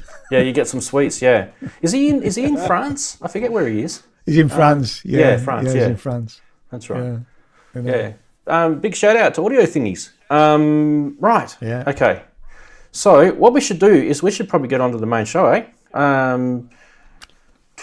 What should we start off? We've already said hello to everyone. Hang on. Henrik wants to show something. Where are you? You're on this button. I'm losing track of who's on. This is Zoom. This is one of the cheapest and greatest multi-effects available. It's around 100 euro. It is it can make chains of different effects. You can have reverb, delay, phaser, and distortion and all that stuff, and you can put it after each other. You can route it like you will and want to, and it's like a pedal after a pedal, where you adjust the parameters for each pedal and route them as you want to. It's about 100 euros. It's a very good buy if you need an effect. Fun fact. I don't know if I've ever. I don't know if I've ever heard this as true or not, but I'm pretty sure Zoom discontinued that at one stage, and then the synth world just it's still available. Yeah, you can. They reintroduced it into the market again, because at one stage they were bringing out this other one, which is like a Bluetooth. I think it's got. I've got it. I just can't remember the model number of it. In fact, I might be able to tell you what it's called. I think I've got an early plastic version somewhere. Hang on a minute. Let me tell you what it's called. And one thing about this one and the others units they make, multi-stomps, you can actually use the firmware on the different ones. I remember that plastic one, yeah. Yeah, the 505. That'll do the same sort of thing. With you build it up. It's quite difficult to use because you've got to set it everything in advance, and then you can use it. Yeah, those are cool, nice and cheap too. Yeah. So the one, so the one that you've got, Henrik, is that has the algorithms already in it. So basically, it's set and forget. It's all preloaded with a whole bunch of algorithms. The one that I got, they actually put an app up on any iPhone or iPad or whatever, and then you could through Bluetooth or whatever, you could actually change the algorithms on the effects pedal. With this one too. You can do it with that one. Okay, cool. Yeah. Is that through USB though, or is that through Bluetooth? USB. It's only USB connected. Yeah. Okay, right. So that was actually one of the cool things about it. And then they stopped they literally, I think they were charging money for some of the effects and they weren't for others. And then they literally just made everything free. And so basically the one that I got was like similar sort of model number, but it had 100 in the instead of the 70. It had a different, it had 100, and it had Bluetooth as opposed to not as USB. And you could literally make that pedal into a 70 CDR. And this was in between when they stopped making the 70 CDR, so you couldn't get the 70 CDR anymore. And I was like, what are you doing? You got this other thing, literally upload the algorithms and you've got your 70 CDR again. And then they started making the 70 CDR again. So, yeah, anyway, little fun fact. As I know, that there's a little difference between the models about the hardware. I can't remember exactly, but it's something about the quality, and it's best in this one. You could be right. The others are for bass and such things. This is more for everything. So that's important to notice. This is the best one, and it's still cheap. Yep. Easy. All right. Looks like Andy's. Should we go to Andy? Can I just say a reason why we have effects as well? Especially on some of the studios like mine, because effects can breathe a lot of brilliant new life into some old crappy synths that you may have and you don't want to get rid of. And like me, you don't have any room to really buy big synths. So if I buy sort of slightly expensive effects every so often, I can fit them in the studio and not have to worry about moving things, and still breathe life into, synths like the A1X and things like that, or even the modular. And it's, when you think about it, modules themselves are expensive. So an expensive effects pedal or rack mount is probably on par with a module, but I could use it just the same. So yeah, that's one reason why I have effects. That, and I haven't got much money left. Definitely. Right, Andy, what are you showing us here? Your racks? Just quick and dirty. This is one of the racks that has some fun stuff. So Elisa's Akira is the silver one in the bottom there, in the middle. That's kind of an old. It does a little bit of everything: frequency shifter, phaser, weird delays, weird reverbs, distortions, all kinds of stuff. It has some multi effects. The one above, you mentioned Boss earlier. That's a Boss SX700, which has some surround sound processing in it, which is kind of clever. Above that is the classic Ensoniq DP4. I also have a DP4 Plus. The DP4 is insane. That if you had any Ensoniq stuff, like a sampler or whatever from a certain time period, they at least had a DP2 inside of it for effects. This is a DP4. So 4 parallel effects, which you can do as a massive chain or 4 individual effects, or whatever, however you want to do it, or 2 and 2, whatever. Then below that is the wacky Lexicon Vortex, which has this morphing feature. You pick one algorithm, you pick another algorithm, and you can warp between them with a button or fade between it with a knob. So it's kind of a trip. And there's another quadriverb. That's a quadriverb plus, I think. And then below that, the silver one is the first effects unit I ever bought when I was in high school. I saved up a lot of money. It's a Digitech DSP 128 Plus, had the best reverb at the time, and it had a reverb algorithm that was just reverb. Had like 15 parameters on it. And I almost bought the quadriverb, and I regretted it later because quadriverb was more kind of bread and butter stuff. But the Digitech had some really cool wild effects, and a good trick that some things have, like the SPX90, where it has an infinite hold delay. So if you use a foot switch and you play something into it and you hit the foot switch, it will hold it, and it acts like a looper. So you can add a layer and add a layer and add a layer. Long before loopers actually came out, you could do it with the effects. And then you got a Digitech Studio Twin. Yeah, this is good Digitech stuff. The one below that is a cheaper one, the DSP16. It was like mostly for guitars, but works for other stuff. And a 3630 compressor and some other weird shit. But yeah, just some other fun. Racks. I know Wagoo's way into racks. I am too, because it's the first thing I could really afford, and it didn't have a lot of space. You can go crazy with the racks, like the Eventide stuff, or you can go pretty cheap with the quadriverb. So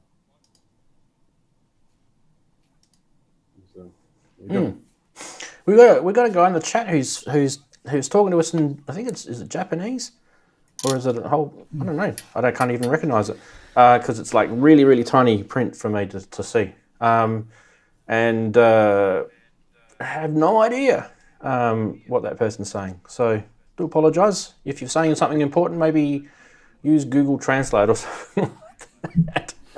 I don't know. Someone may be able to translate it who speaks that language. Maybe Wagyu can. Although Wagyu is now talking. Fair enough. Wagyu is talking. Yeah, Wagyu replied to him. Cool. Wagyu can be our official translator. All right, guys, we are going to hit the main show. Are you ready? Here we go. Starting with this one.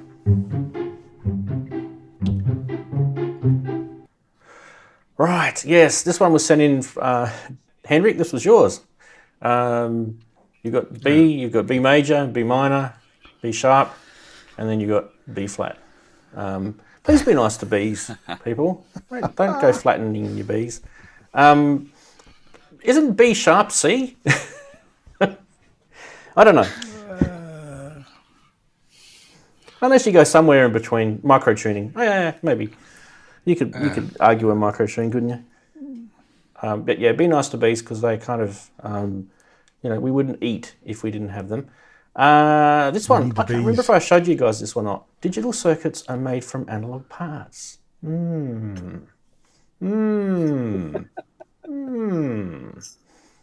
Hello. Now the digital. Oh, there was a really funny post on social media where this guy was talking about how he had all these synths and he made this album that was all analog and like 2 or 3 of the synths were like Yamaha DX7 and basically he attributed the word analog as technically as hardware. That was his translation, but yeah, it was a good one.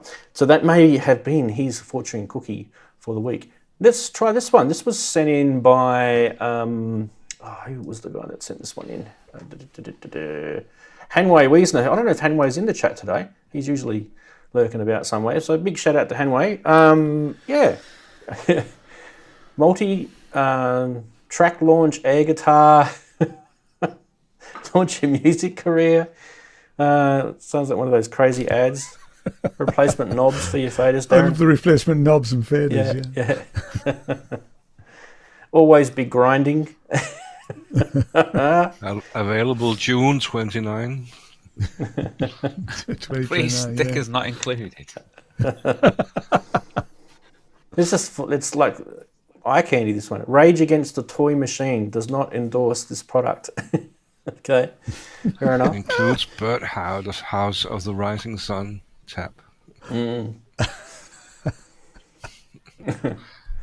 Anyway.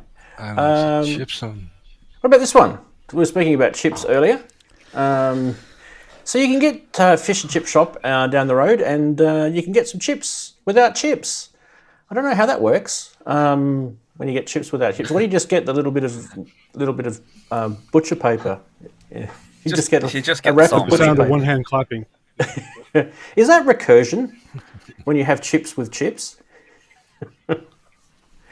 It just keeps. Like you just pick a chip up off your little packet of chips, and then you look down and there's another chip there again.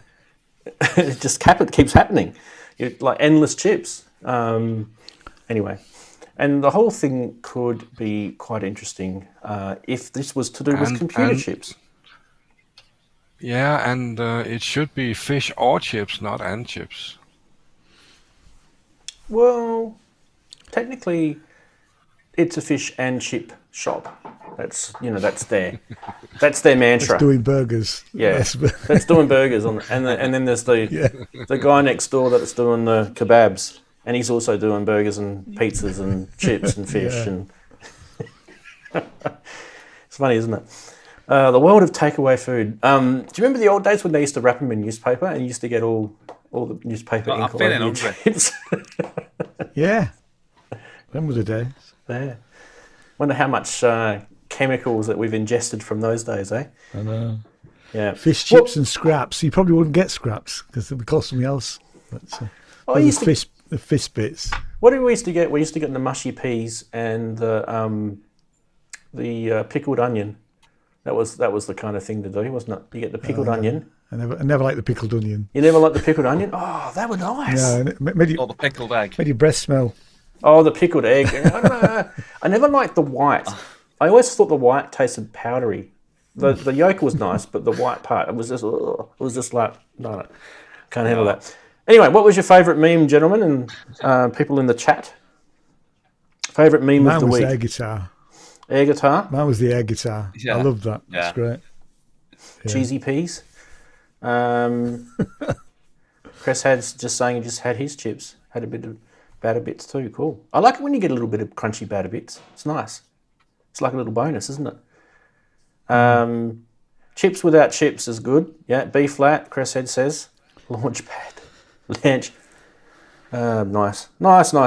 Anyway, what should we do now? We should probably do the one item of news that we've got this week, shouldn't we?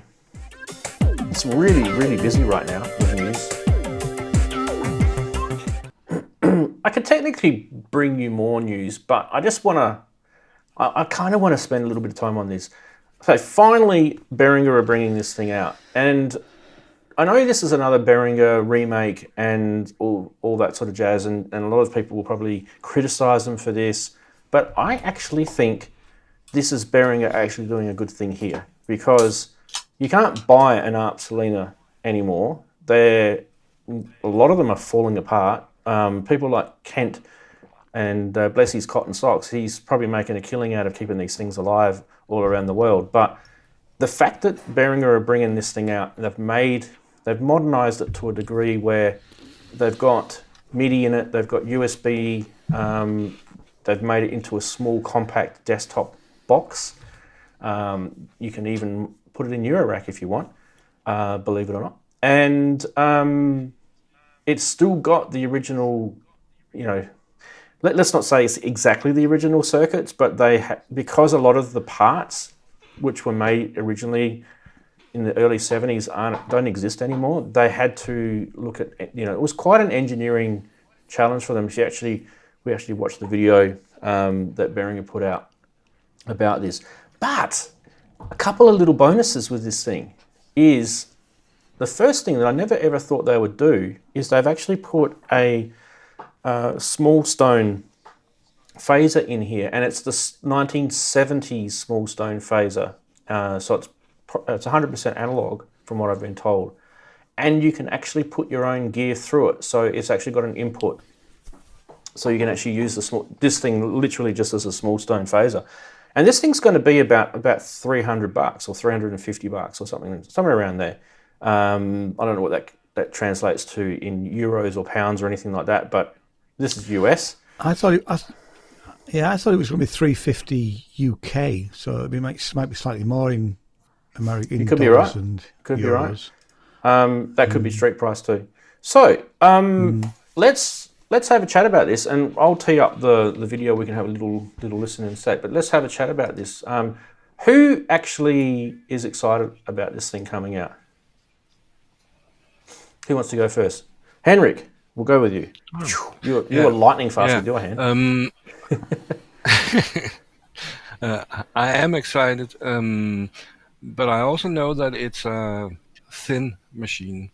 And people who doesn't know that may be disappointed. But that's the point of this machine. It has to be thin. It has no bass. It's about the string section. So that's a positive thing for me, because that means this device is simply only for doing those strings. So I don't use it for other things. And if I use a synth, yes, I can make string sounds on that, but I can also make a lot of other things. So I make a lot of other things and forget the strings. So it's good to have a machine which is only assigned for doing strings. That's why I love the idea of getting such a thing. All right. Sounds good. Anyone else want to have a quick comment about this, and then I'll play the Behringer video? Ian? It's not for me. Yeah, why isn't it for you? Tell us why. Well,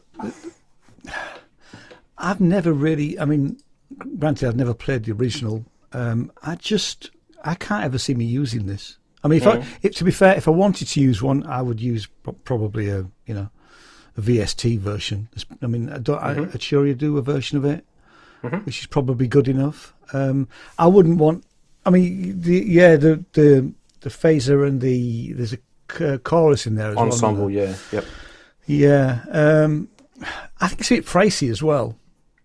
You know, if I had sort of we'll say it's 300 to 400.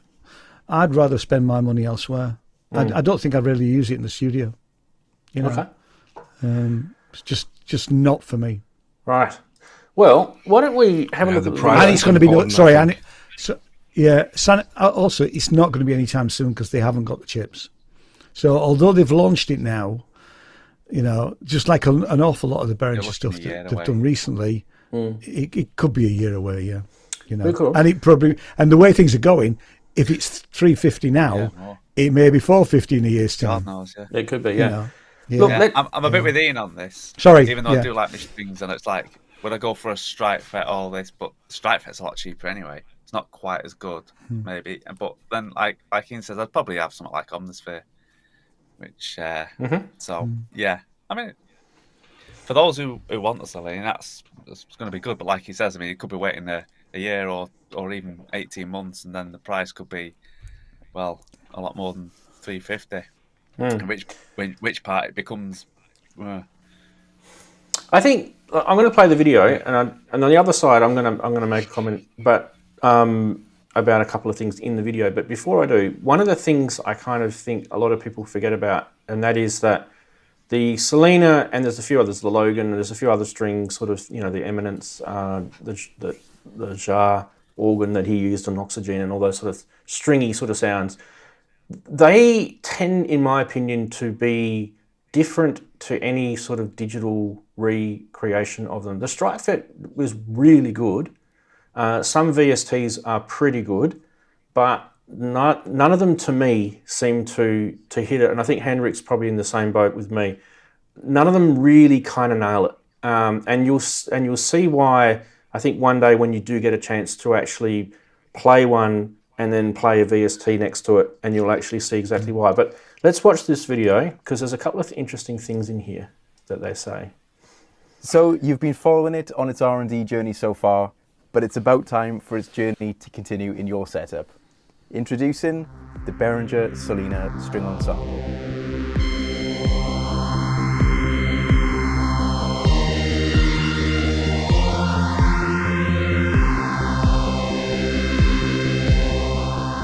Having been revived in its purest form, Selena is based on the extremely popular Revision B version of the string ensemble, first released back in the mid-1970s.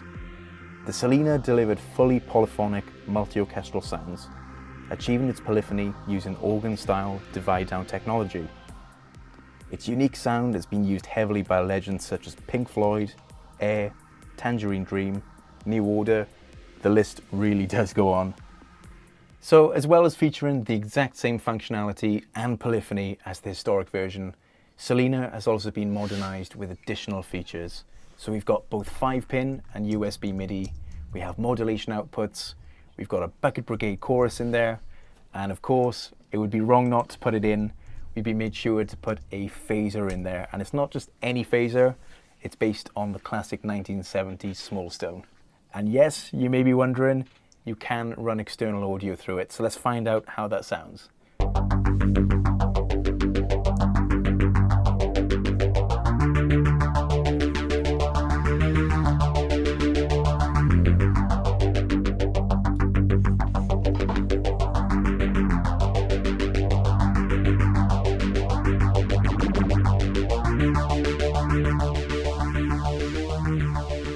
So as you'll know from our previous engineering update video, Selena has been an absolute engineering challenge to bring back to life. Not only the engineering challenge of reviving 50-year-old parts, but also to faithfully deliver the exact circuit architecture from the Revision B, and to scale it down into a size that doesn't eat up a ton of studio space.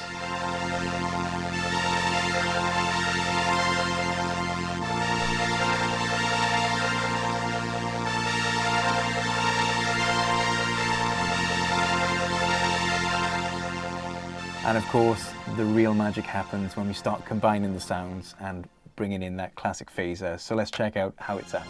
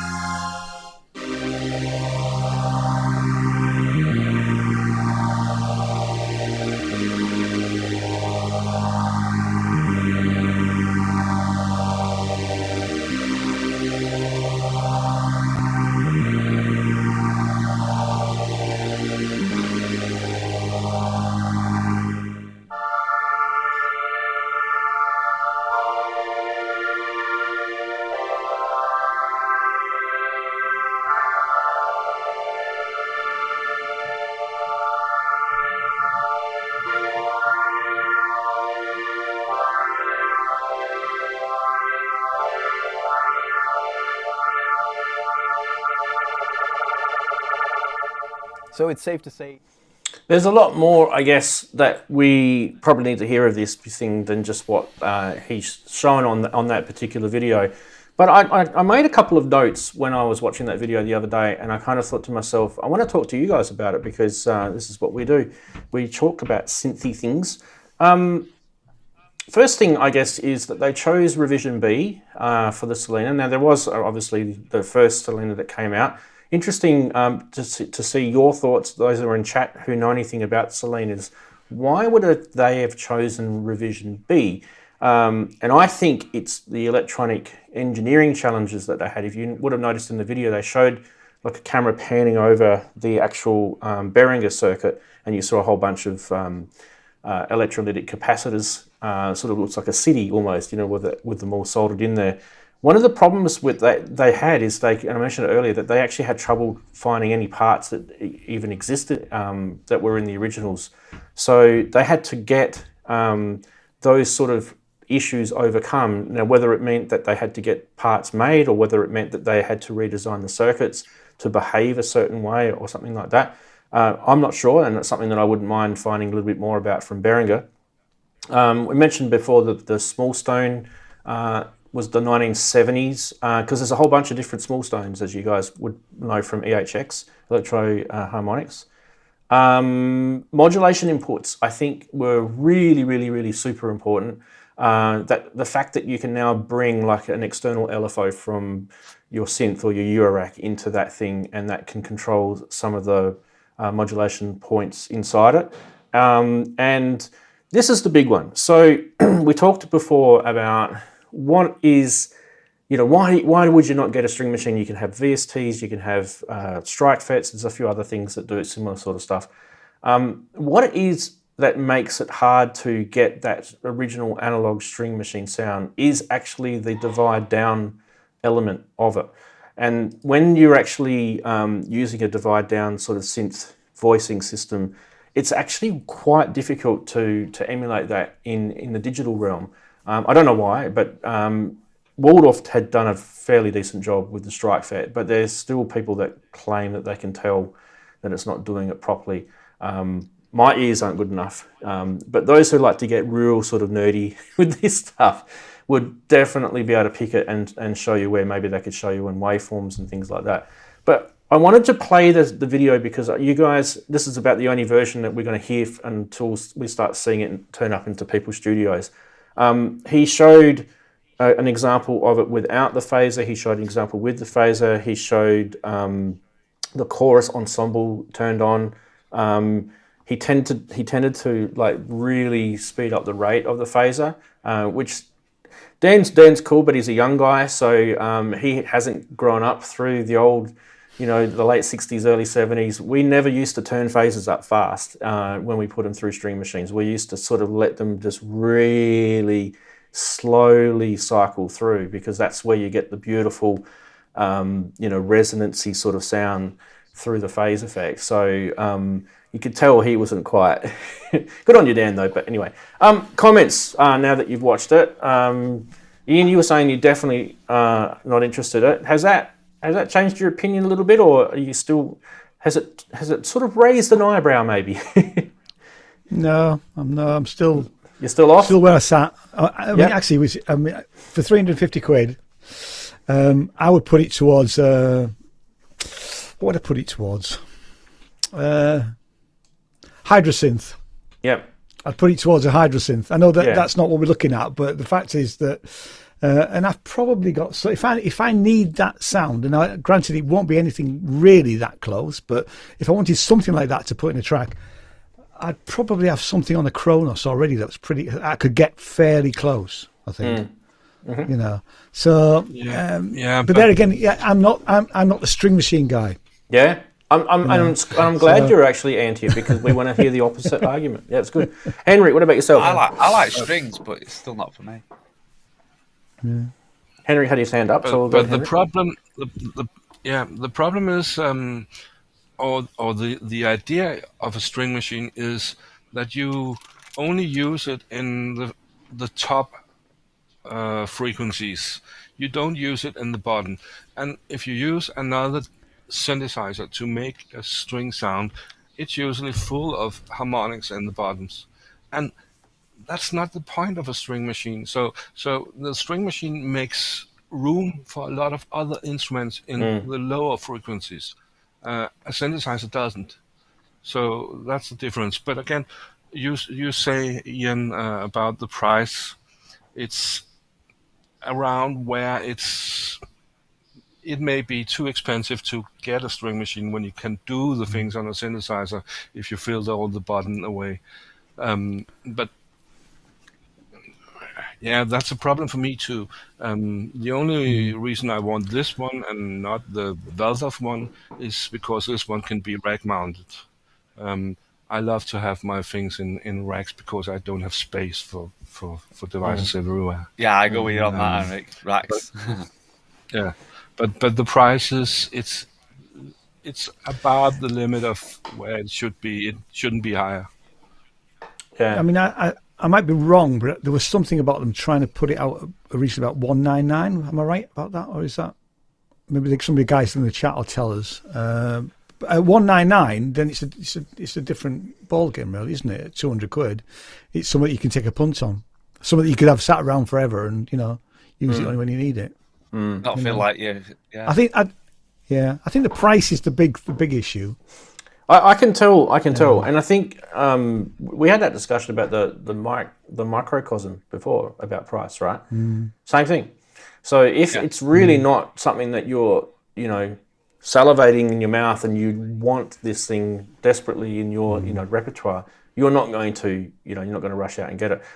Maybe it's quite clever of Behringer to price it at that, but usually in my dealings with Behringer, they are pretty cut and dry with what they do. So if they can get that price down, they will definitely get the price down. So in my sort of beliefs, I think it was actually quite a challenge to get this product to market, and they actually made a pretty decent point about it when they were talking about the circuits being one of the reasons why it took so long from then, because they announced this thing a couple of years ago, maybe 3 years ago or something. It's quite a long time ago when they announced they were doing it. And that challenge has taken them that long to even, announce, okay, now we can start selling this to the public. Whatever it was, from what I know, it's definitely been really hard for them to get it out. Yeah, Wago said that the original price was going to be 199. Okay. It could be an issue with inflation, like the whole world is inflating right now. Look at the Moog prices. We haven't talked about that. Andy, you've been quiet on this. I actually don't know where you sit with string machines. I finally figured out my stupid problem. So when I'm done here, I can do a demo. But okay, stupid mixer.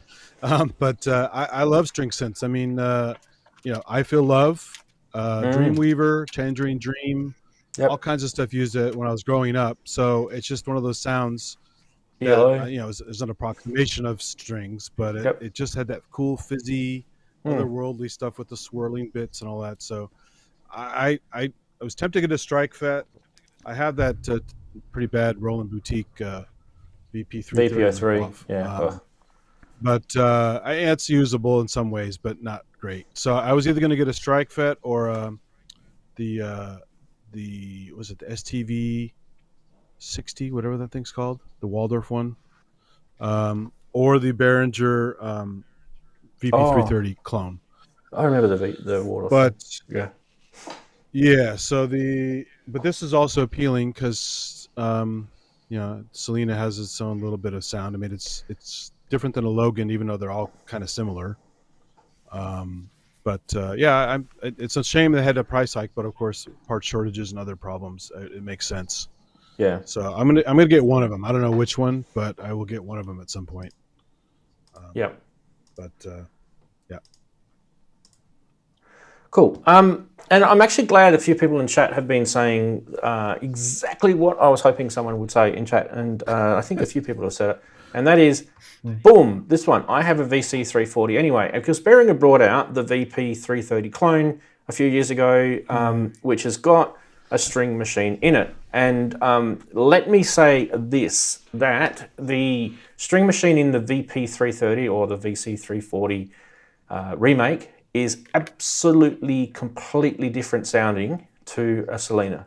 They, to some ears, might sound the same. Like it's like some people who don't know about guitars will say that they all sound the same. You know what I mean? Like it might be the same to some people, but for those who are in the know, the VC340 or the VP330 string machine is completely different sounding. In fact, you'll actually, you might find that this might surprise you, how good it sounds. You might find that the VC340 strings leave a little bit left to be desired after you've had it for a little while and you think to yourself, I'm kind of bored with that. The Selena definitely has an ambience about it, if you're definitely one of the people that like it. As you can tell, I do.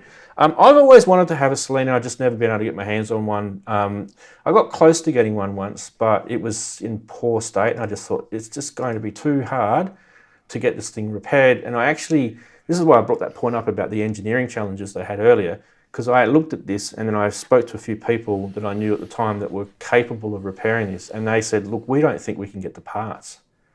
And, if that's the case, then this thing is literally just a paperweight that you're spending a lot of money on.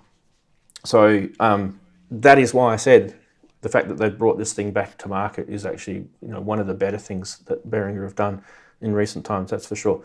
All right. That was all there really was, news-wise, I thought. Does anyone have any news they want to add that they thought was worthy of mentioning this week? No? Put everyone on the spot. Plus. Yeah. What's new about that, though? Only that it uses the empty space on the circuit board for the chip, which was missing for years. Excellent. I really resisted putting the Modi X up because I honestly, are you guys with me? I'm a little bit disappointed with Yamaha lately. Like, what? Do something. For years. Well, yeah, for years. Let's be honest. Yeah. Do something. Do something. Yamaha, do something new. Yeah. If the montage was interface good. was better on the if the user interface was better on the Modi X, I would really love it. I love the sound of it. It can do great synth sounds and sample sounds and such things. FM sounds too. I don't use those much. If they made a damn module, I'd buy it immediately. I don't think it's aimed at that people though. Definitely not. It's aimed at the pub jammers. The Motif had modules. I mean, all those workstations had modules as well. So they have a history of it. Yeah. Yeah. I have a Motif rack. It's pretty good, actually. Someone will buy a Mod X Plus and go, this is for me. Just like when Roland brought out the Phantom O series, right? Which is different to the Phantom series, right? Someone will buy the Phantom O and go, this is for me. In fact, I actually had someone email me. I get this all the time, having a YouTube channel. You probably do as well, guys. You guys have got your YouTube channels where people post on your YouTube channel and they are asking for advice about what do you think I should do. Like one guy's asking me this week, what should I get as a polysynth, multi-timbral polysynth today? And I actually sat back and I thought to myself, I got asked that question all the time, but I usually sort of avoid it. The last time I actually properly answered it was probably about maybe 3 years ago, and that's changed 3 years ago to now, because the polysynths that are multi-timbral today are different. There's different ones available now. Obviously, the ones that are still around from before. The Mod X Plus may be something in that market for that guy, for that answer. That actually may be a good option, because it's relatively inexpensive when you think about what Yamaha do release, like if you compare it to a Montage or something, right? It's probably, would you guys agree, it's probably their competitive release to combat Roland's Phantom O? I don't know, that's kind of the feeling I thought. Because, Roland released the Phantom O earlier in this year, and then Yamaha bring the Mod X Plus out. I know it's kind of, they're separate in their sort of intrinsic ways, but they do compete, those two companies. It's well known. Korg are in that world as well. I'm sure Korg will bring something out new soon, or in that sort of realm, that sort of PCM sampled / M1 version 350. Yeah, but it could be positive. It could be that when Yamaha releases Modi X Plus, then Roland releases 006, and then Yamaha Modi X Plus Plus. Okay, I'll stop there. Yeah. Modi X squared you probably plus. Find per second. Yeah, you probably find that from a business point of view, for Yamaha, that synths are quite a small part of their keyboard market. Absolutely. They sell a lot more digital pianos than probably anything else. Yeah. So it's probably and not flutes really, and trumpets and bass guitars. and all the I forgot all the brass instruments and all that sort of stuff. Yeah. Yep. So in the scheme of things, they're probably not, as a company, they're not that bothered. Oh, exactly. Sadly. Yeah. But we as a synth community, they started that group. I forget now. Yeah, they did. Wigoo knows what they're called. They started some forum group where you could give them feedback ages ago. And I've put stuff up there. I've spent time giving them stuff, and they've done nothing. Zero. Do something, Yamaha. You've got people that would love it if you remade a CS80. Then have a crack. Do it. Are you guys good electronic engineers or not? Come on, let's see what you can do. You made that thing back in the 70s. Sonorion, that was a disaster. That thing is great, and nobody knew what to do with it because they couldn't tell you what to do with it. You had to figure it out. The guy must have died that wrote the firmware or something for it. Yeah. Look, the other news I thought was interesting this week, and I haven't really got a graphic for it, was Ben's negative video on the Akai MPC keys. Right, I'm sure we've all seen that, and I completely agree with him, by the way, because I think what he does is he talks about it from a point of view of, this is a product that you're selling for people to use on stage. Okay, so let's see how this actually works out. Let's see what the piano is like. Let's see let's see if this actually does have some abilities other than just being an MPC with a MIDI controller tacked on the end of it and a few new sort of sound banks, in there that you can play with, which is really probably being a little bit unfair to them if I said it like that. But what do you guys think of Ben's video? I mean, I thought Ben's video was superb, and actually, interesting enough, I went and played the Akai at Gearfest a couple of months ago, and actually was completely underwhelmed. And the only thing I really liked about it, which is what Ben said, was that the piano sounds fantastic. But the load times for patches was ridiculously slow. Stupid. Really. Yeah. I mean, I could never, I wasn't really looking for one, but I sat down and I was talking to the guy there from Akai and and all this sort of stuff, and I was just sort of underwhelmed by the whole thing, actually. But certainly, I mean, Ben did it in a really nice way. He clearly doesn't like to do the negative stuff, but good on him for doing it, because that's an honest report on what he bought that thing with his own hard-earned cash. you know, to do a job, and it clearly falls short. You know. So, I think he said what we were thinking, didn't he? He really did. And not only did he just say, he backed it up with evidence and proof and things like that. What about you guys? Do you guys see the Ben video? Yeah, I did. Yeah. Like you were saying, that the load times and the CPU on some of the, it was using on some of the piano patches was using a lot of CPU. So it's like if you want to do quite a bit with it, you're going to be pretty limited. So, I mean, I'm not a player, so it's hard for me to sort of have too much of an input. But yeah, I watched this thing, and like you say, you want the product to be, what does he say? Like, not, we don't want to be the beta testers of something. It needs to come out, pretty spot on. I mean, there's always going to be little glitches, but come on, if you want to play live and you've got to wait for half an hour for your patch load, that's not so good, is it? Yeah. Look, I don't think he's the first person to say that Akai have brought stuff out and we're the beta testers for their product. And in some cases, there's definitely some good points to sort of back up that argument. But on the flip side, the MPC, when the first MPC Live came out, the amount of updates that Akai have done to the MPC Live and brought new features after new features after new features. They didn't have to do that because it was pretty much an MPC from the start, bar a few things that they had to tweak. But the extra stuff that they've brought to this, like clip launching and the audio interface integration and MIDI implementation on it has just gone crazy now. Yeah, but we didn't pay anyone on that one. We didn't pay them any money for those upgrades, so they weren't selling like a like a new firmware like some other companies do. They charge you for an update, or like software companies do for a new version of an operating system. Like we can name a big company that starts with M that does that with computers, right? They bring out a new operating system and they charge you for it. The Force was kind of similar. It was probably a little bit more of a beta testing mode, I reckon, on the Force than it was on the MPC. It took a year to get what they promised, at least.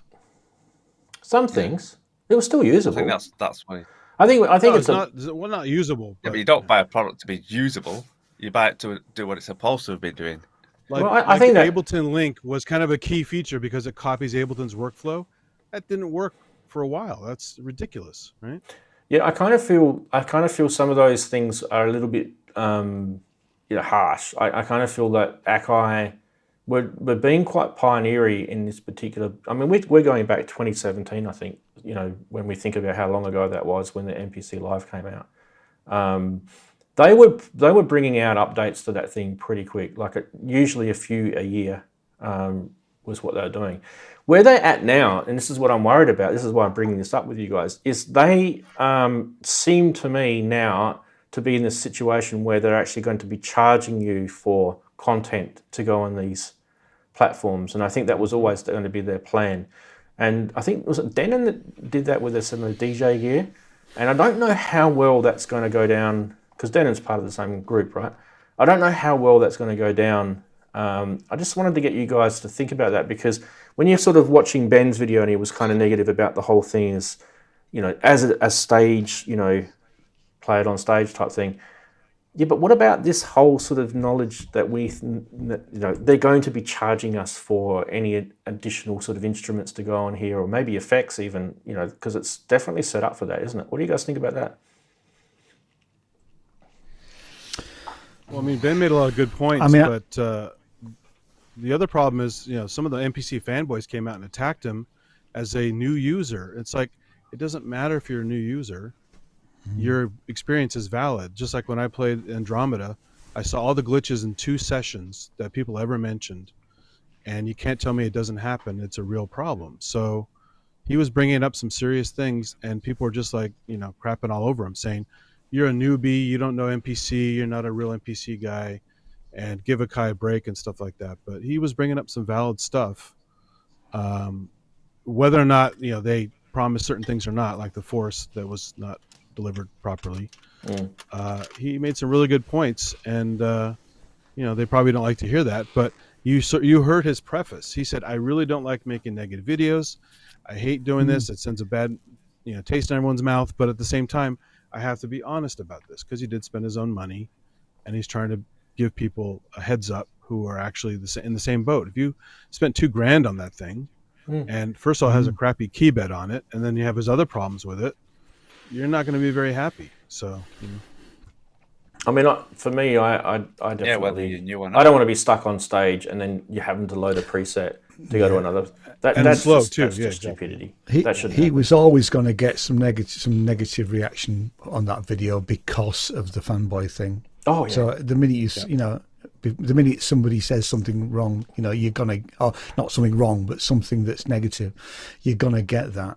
And I'm sure Ben expected that to some extent. I think he wanted it. Like the rest of us, he'll just ignore it. I definitely think he wanted it.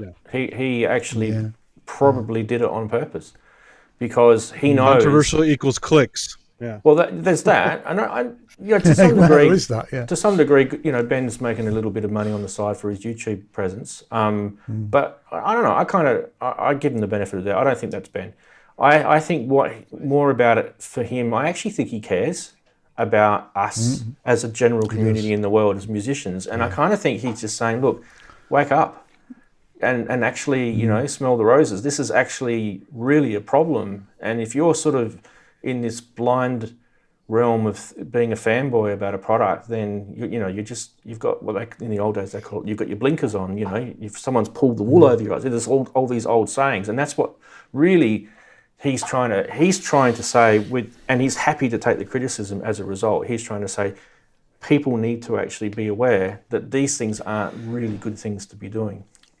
It's quite a brave thing to do as well, because I do remember Sonic State refusing to review a Teenage Engineer. That when they did that rack thing, the sort of little modular rack thing, and Nick Bat had said he wasn't going to review it because he really wasn't happy with it. Now, to be fair, it would have been better maybe that he did review it and give it an honest opinion, But some people out there don't do that, Yeah, Gaz will say that he doesn't want to do negative reviews, so he won't. So sorry, say that again, Andy. Oh, Andy, yep. Gaz said he doesn't want to do negative reviews, so if you don't see him cover something, he probably hated it. Yeah. Right. Yeah. He'll be quiet. Yeah. I will say on Nick's defence that he's pretty busy, so he does filter what he shows. So I know he gets a lot more requests than what you guys see him review, a lot more. And there's a point where he will just sort of go, look, this is not going to be something that I'm going to be able to do. He's quite nice about it, and he probably does it, privately to a lot of people. I think that one was kind of one of the ones that sort of slipped out into the public sphere. So we kind of saw, we saw the rawness of it, and good on him for doing that, because I kind of agree. I think that was a bit of a crappy product, to be honest. Was that the thing that you had to fold the metal and click those things? Yeah. I can just see that someone doing it and they snap off one of those tabs, and they're just going to be like, all right, how much is this going to be? And they're not going to, this is not covered under warranty. Do you imagine that? Like, you're just going to throw the thing out the window. It's going to be rages everywhere. Everyone's going to be raging. Karens everywhere. Right. Why don't we do some price watch? Because I think we've done news to death. Is this one price watch? Yay, this one is price watch.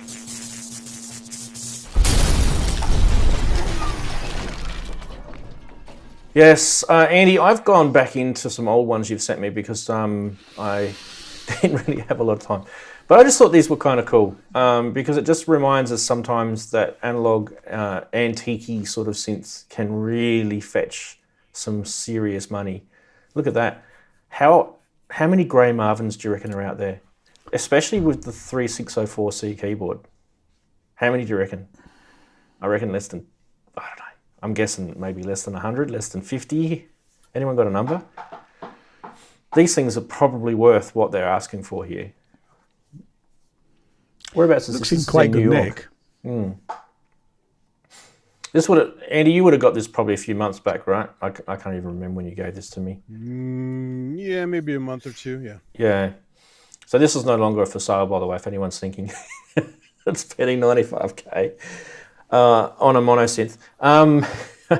But yeah, I don't know. I wouldn't mind it. I don't know. I just wouldn't mind the, you know, if someone gave it to me, that would be nice. Try the next one. The Lin LM1. These things are starting to get some serious coin now, aren't they? I can remember you could pick up a Lin drum machine for under $1,000, and it wasn't that many years ago. So look at that now. You're up to 15. This is US dollars, by the way. Behringer's working on that one at some point. Yeah, is it that particular one they're doing though, or is it kind of like a hybrid-y sort of thing? I think it's the Lin drum. Yeah, the Lin drum official, but it's going to have LM1 attributes. Yeah, it'll have the sounds in it. Yep. Yeah. At 15 grand. Wow, for a drum machine. I mean, how many CDs or Spotify streams would you have to get your money back on that? Then we've got the Prophet 5 Rev 3. That's not too bad, that sort of money for a Prophet 5 Rev 3. Can't see the price. 8,700, top left-hand corner, just under the title. Oh, sorry, my little picture of me. Yeah. So that's why I can't see covering it up, was it? Yeah. Your message. Hi, I'm interested. Please contact me if this is still available. No. Geez, I'm so close to buying a Prophet. I really am. I don't know why. I don't know what it is. I just can't seem to sort of pull the trigger on it. But yeah, not that one. That one's gone now. And another one of these Model 12s. I don't know. I kind of thought this seemed like a better deal than the ARP. Would you guys agree or disagree? I mean, this is a 72 Model 12. How many oscillators are in the Model 12? Can't remember. Might need to be one or two. Maybe just one. I can't see. I can't zoom in on this, guys. Mm-hmm. But yeah, what are we looking at here? 26,000 by the time you get it shipped. 26,000 US dollars. When Moog re-released the models, you know, the modular gear, what was it, a couple of years ago now? How much were they? Do you guys remember? No, I don't remember. Oh, the Model 15 and all that stuff? Yeah, the 15 and then was it the 50 and what was the middle one? 30? 6, 7 years ago, something like that. It was a long time ago. Was it really? Wow. I think so. Yeah.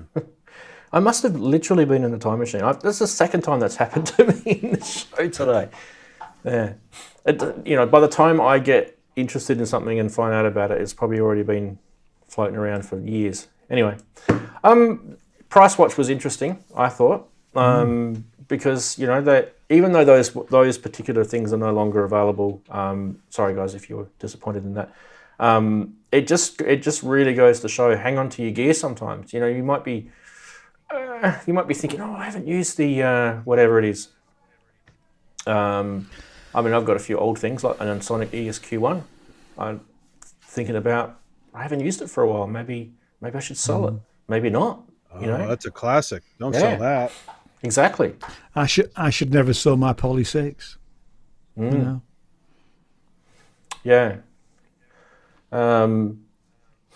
Anyway, you know what everyone is waiting for? I reckon everyone is waiting for this. Where's the button? It is 1, 2, 3. There.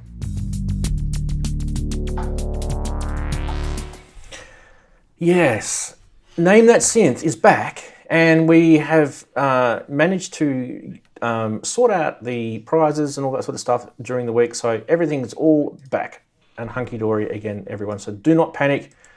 Those who have been waiting patiently for the prizes, you will be contacted by Plugin Guru. I think they'd just be busy, and it is a free gift, so give them a chance. I did send through an email during the week and remind them with a list of ones. I think, Andy, you're definitely one of those on there. And so Skippy was good at getting back to me pretty much straight away, actually.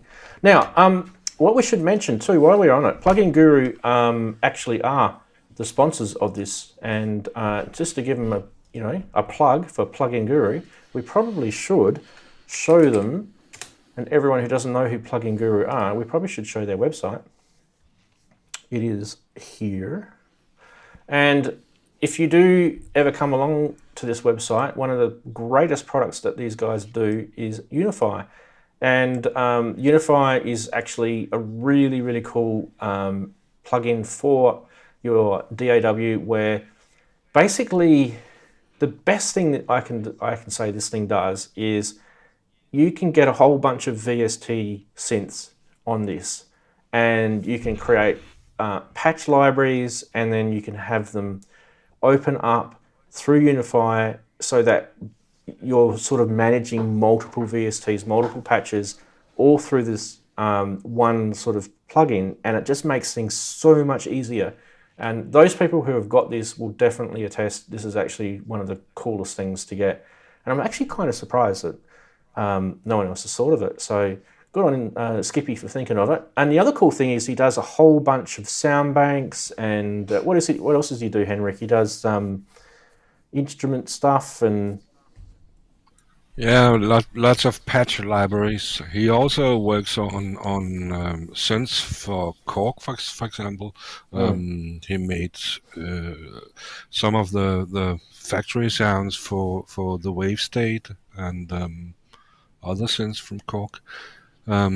So he does a lot in the synth world, and he knows everybody.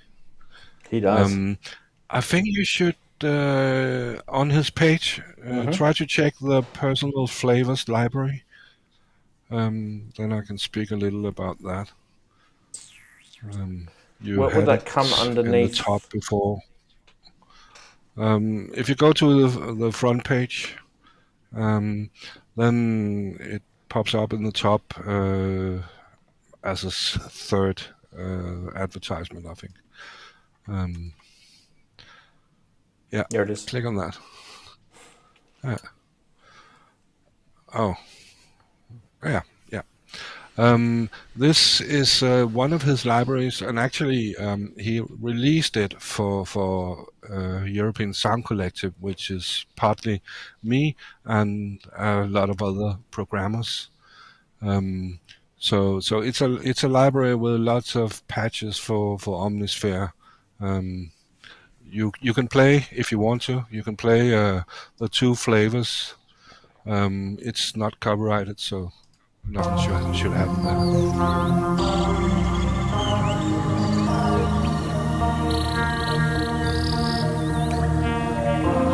And it's only using those patches in this demo.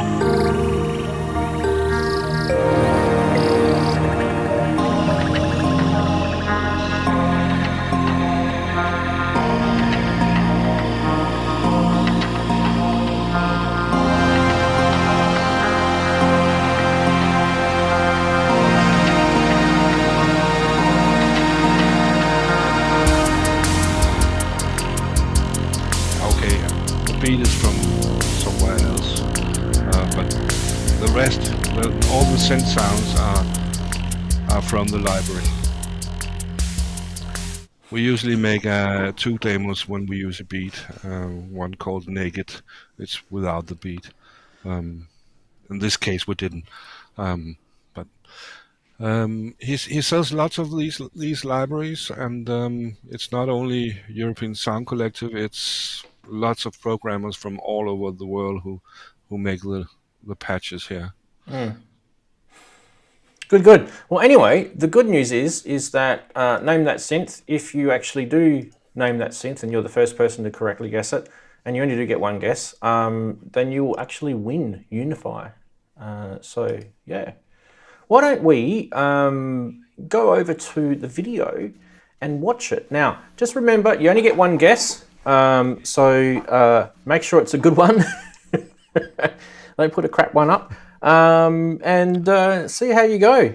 Okay, we are going to hit this button here. I'm going to mute myself.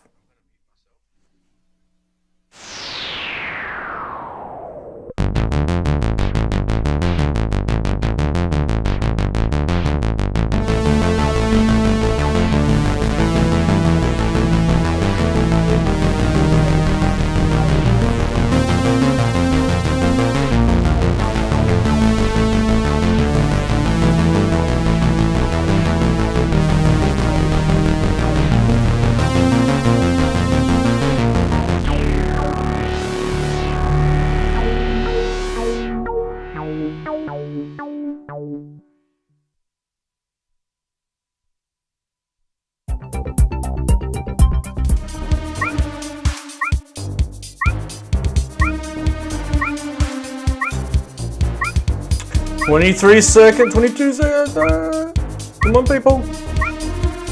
Get yourself into it. Put your guesses up.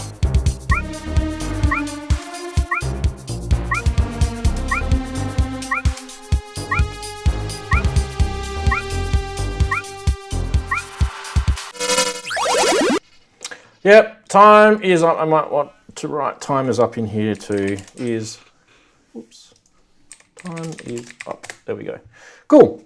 All right, so we have got a whole bunch of guesses, and I think people are on the right track. Why don't we find out what it was? Now, if you guys want to know who it was that did the video this week, thanks to Makeshifter who sent it in, Chris. That was some awesome stuff. Let's find out what the answer is. There you go. Look at that. Look at that. I think quite a few people guessed it, don't you reckon? I think what gave it away was the knobs for me. Would you guys agree? They definitely had the Dave Smith / sequential looking knobs on it, didn't it? Who thought it was this? Who was the first? I think Andy, you might have been the first. Maybe it's because I have this. Let's have a closer look at that. Let's have a closer Poly look at chain with power chain with a power bank and everything. So it's a mobile rig. So you got 8 voices. The first mobile Prophet 808. Yeah. So does the poly chain work any good on that? I heard they had some trouble with it. it's awesome. It does work? Oh, it's great. Oh, cool. Just like on the Evolver, it's really good. Right. Where are we? Okay, so you were first, but Andy, you've already won it. Yeah.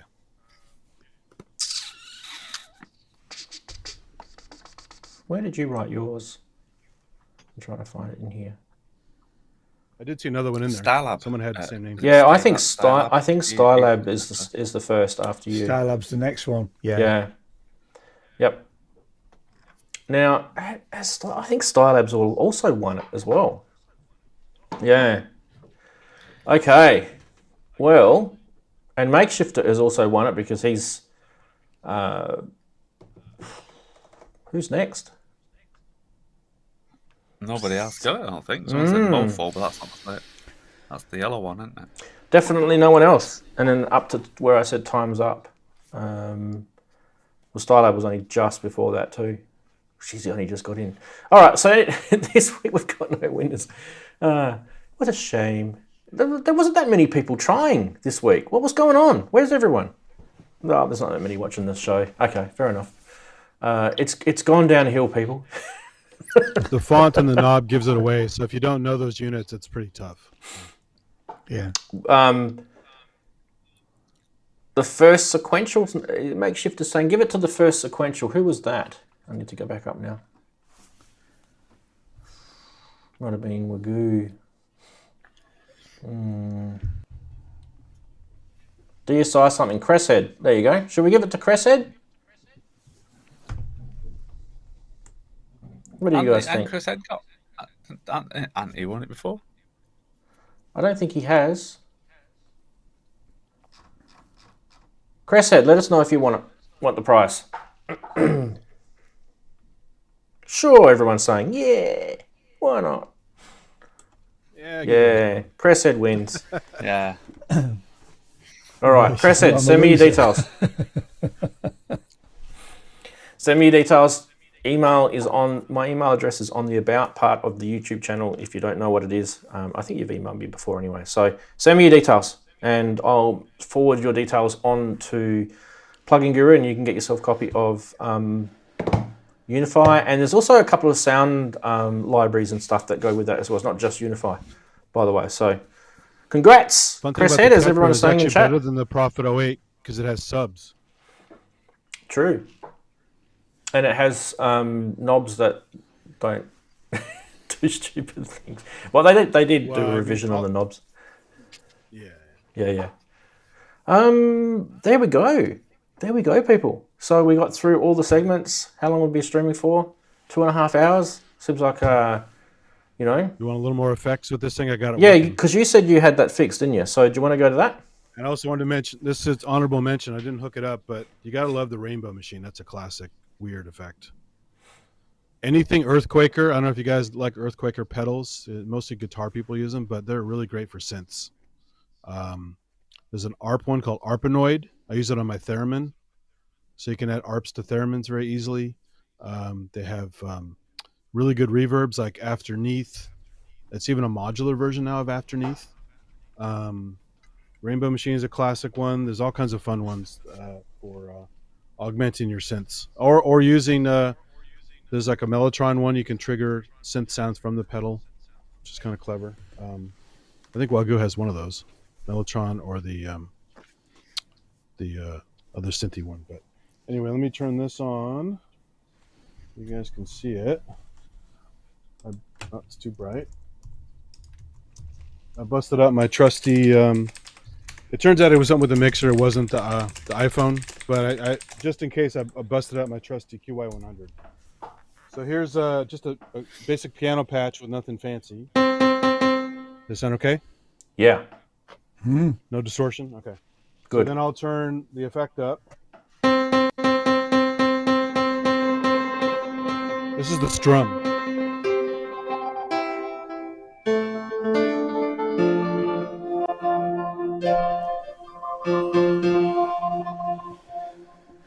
Add some reverb to it.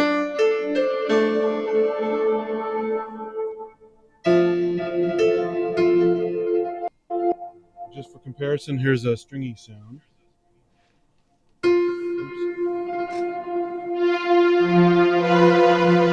Of course, this drum doesn't matter.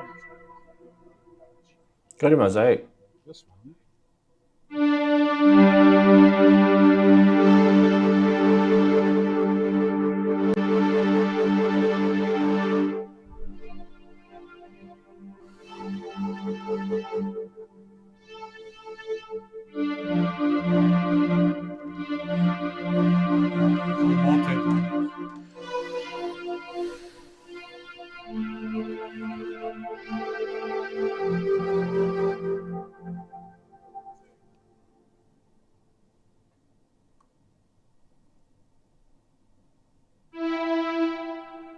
Turn it off first. I should probably want a tappy one for that one. So let's go.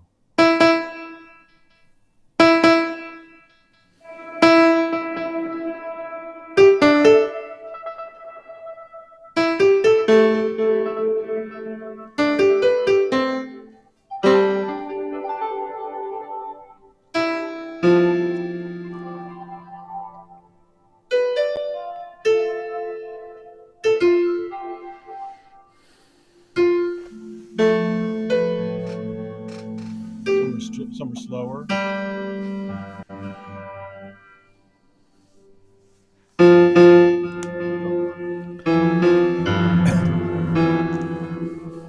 So then you can, when you're doing that, Andy, you can add your phrase loops into it on top of it. So you've got your mosaic, and then you can. Yeah, exactly. I don't know how to do it yet, so I want to. Okay. You just hit a button, And mate. you can hit the button and just reverse it. Literally just hit the button, and it will. This one? Yep. And then. Yep.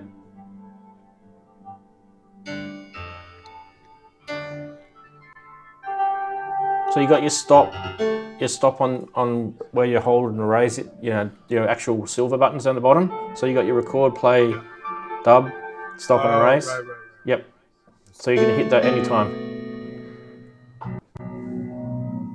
This one is stop. Yeah.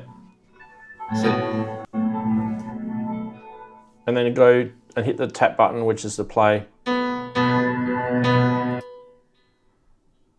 Oops, this one. That Oh, one. far end. On Yep. the left, yeah. This one. There you go.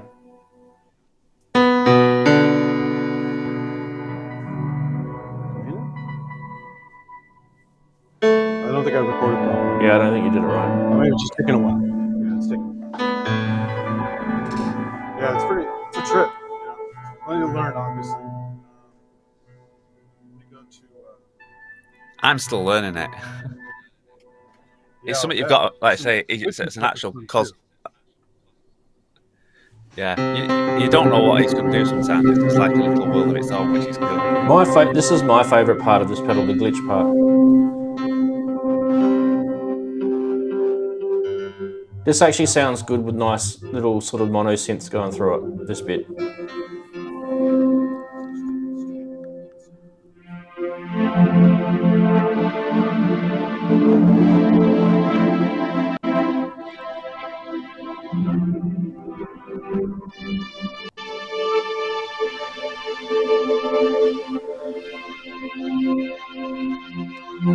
I used the microcosm on my first modular video that I put out 2 weeks ago. All that is the microcosm with the rings. Because you didn't have clouds, did you? Yeah, I had clouds, but I was using the microcosm. Yeah. That's well.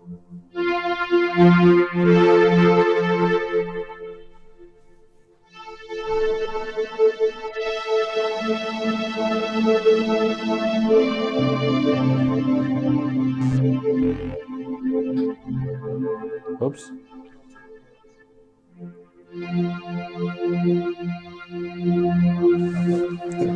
Sounded like another sound that I actually didn't imagine. The activity increases the amount of what the effect is doing more, if that makes sense. Like your repeats increase the repeats, the activity increases the amount of activity of the repeats. Yeah, and you've also got that time knob as well, Andy, that you can muck around with. If you turn that up so it's quicker or slower.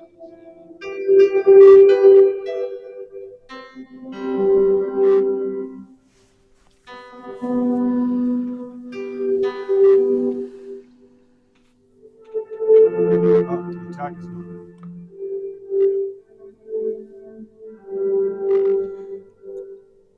Kill the attack. Just remember though, as soon as you change your algorithm, it literally dumps everything that was in it before.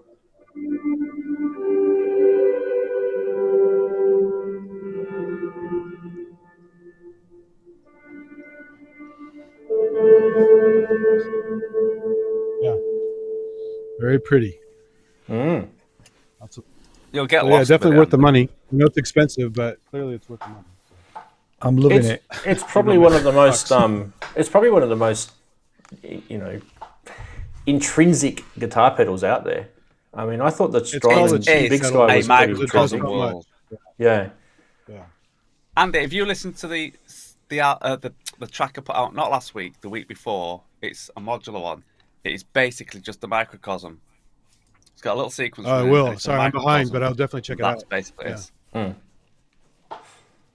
Cool. All right. Well, I think we could probably wrap up the show because people have got lives to go to.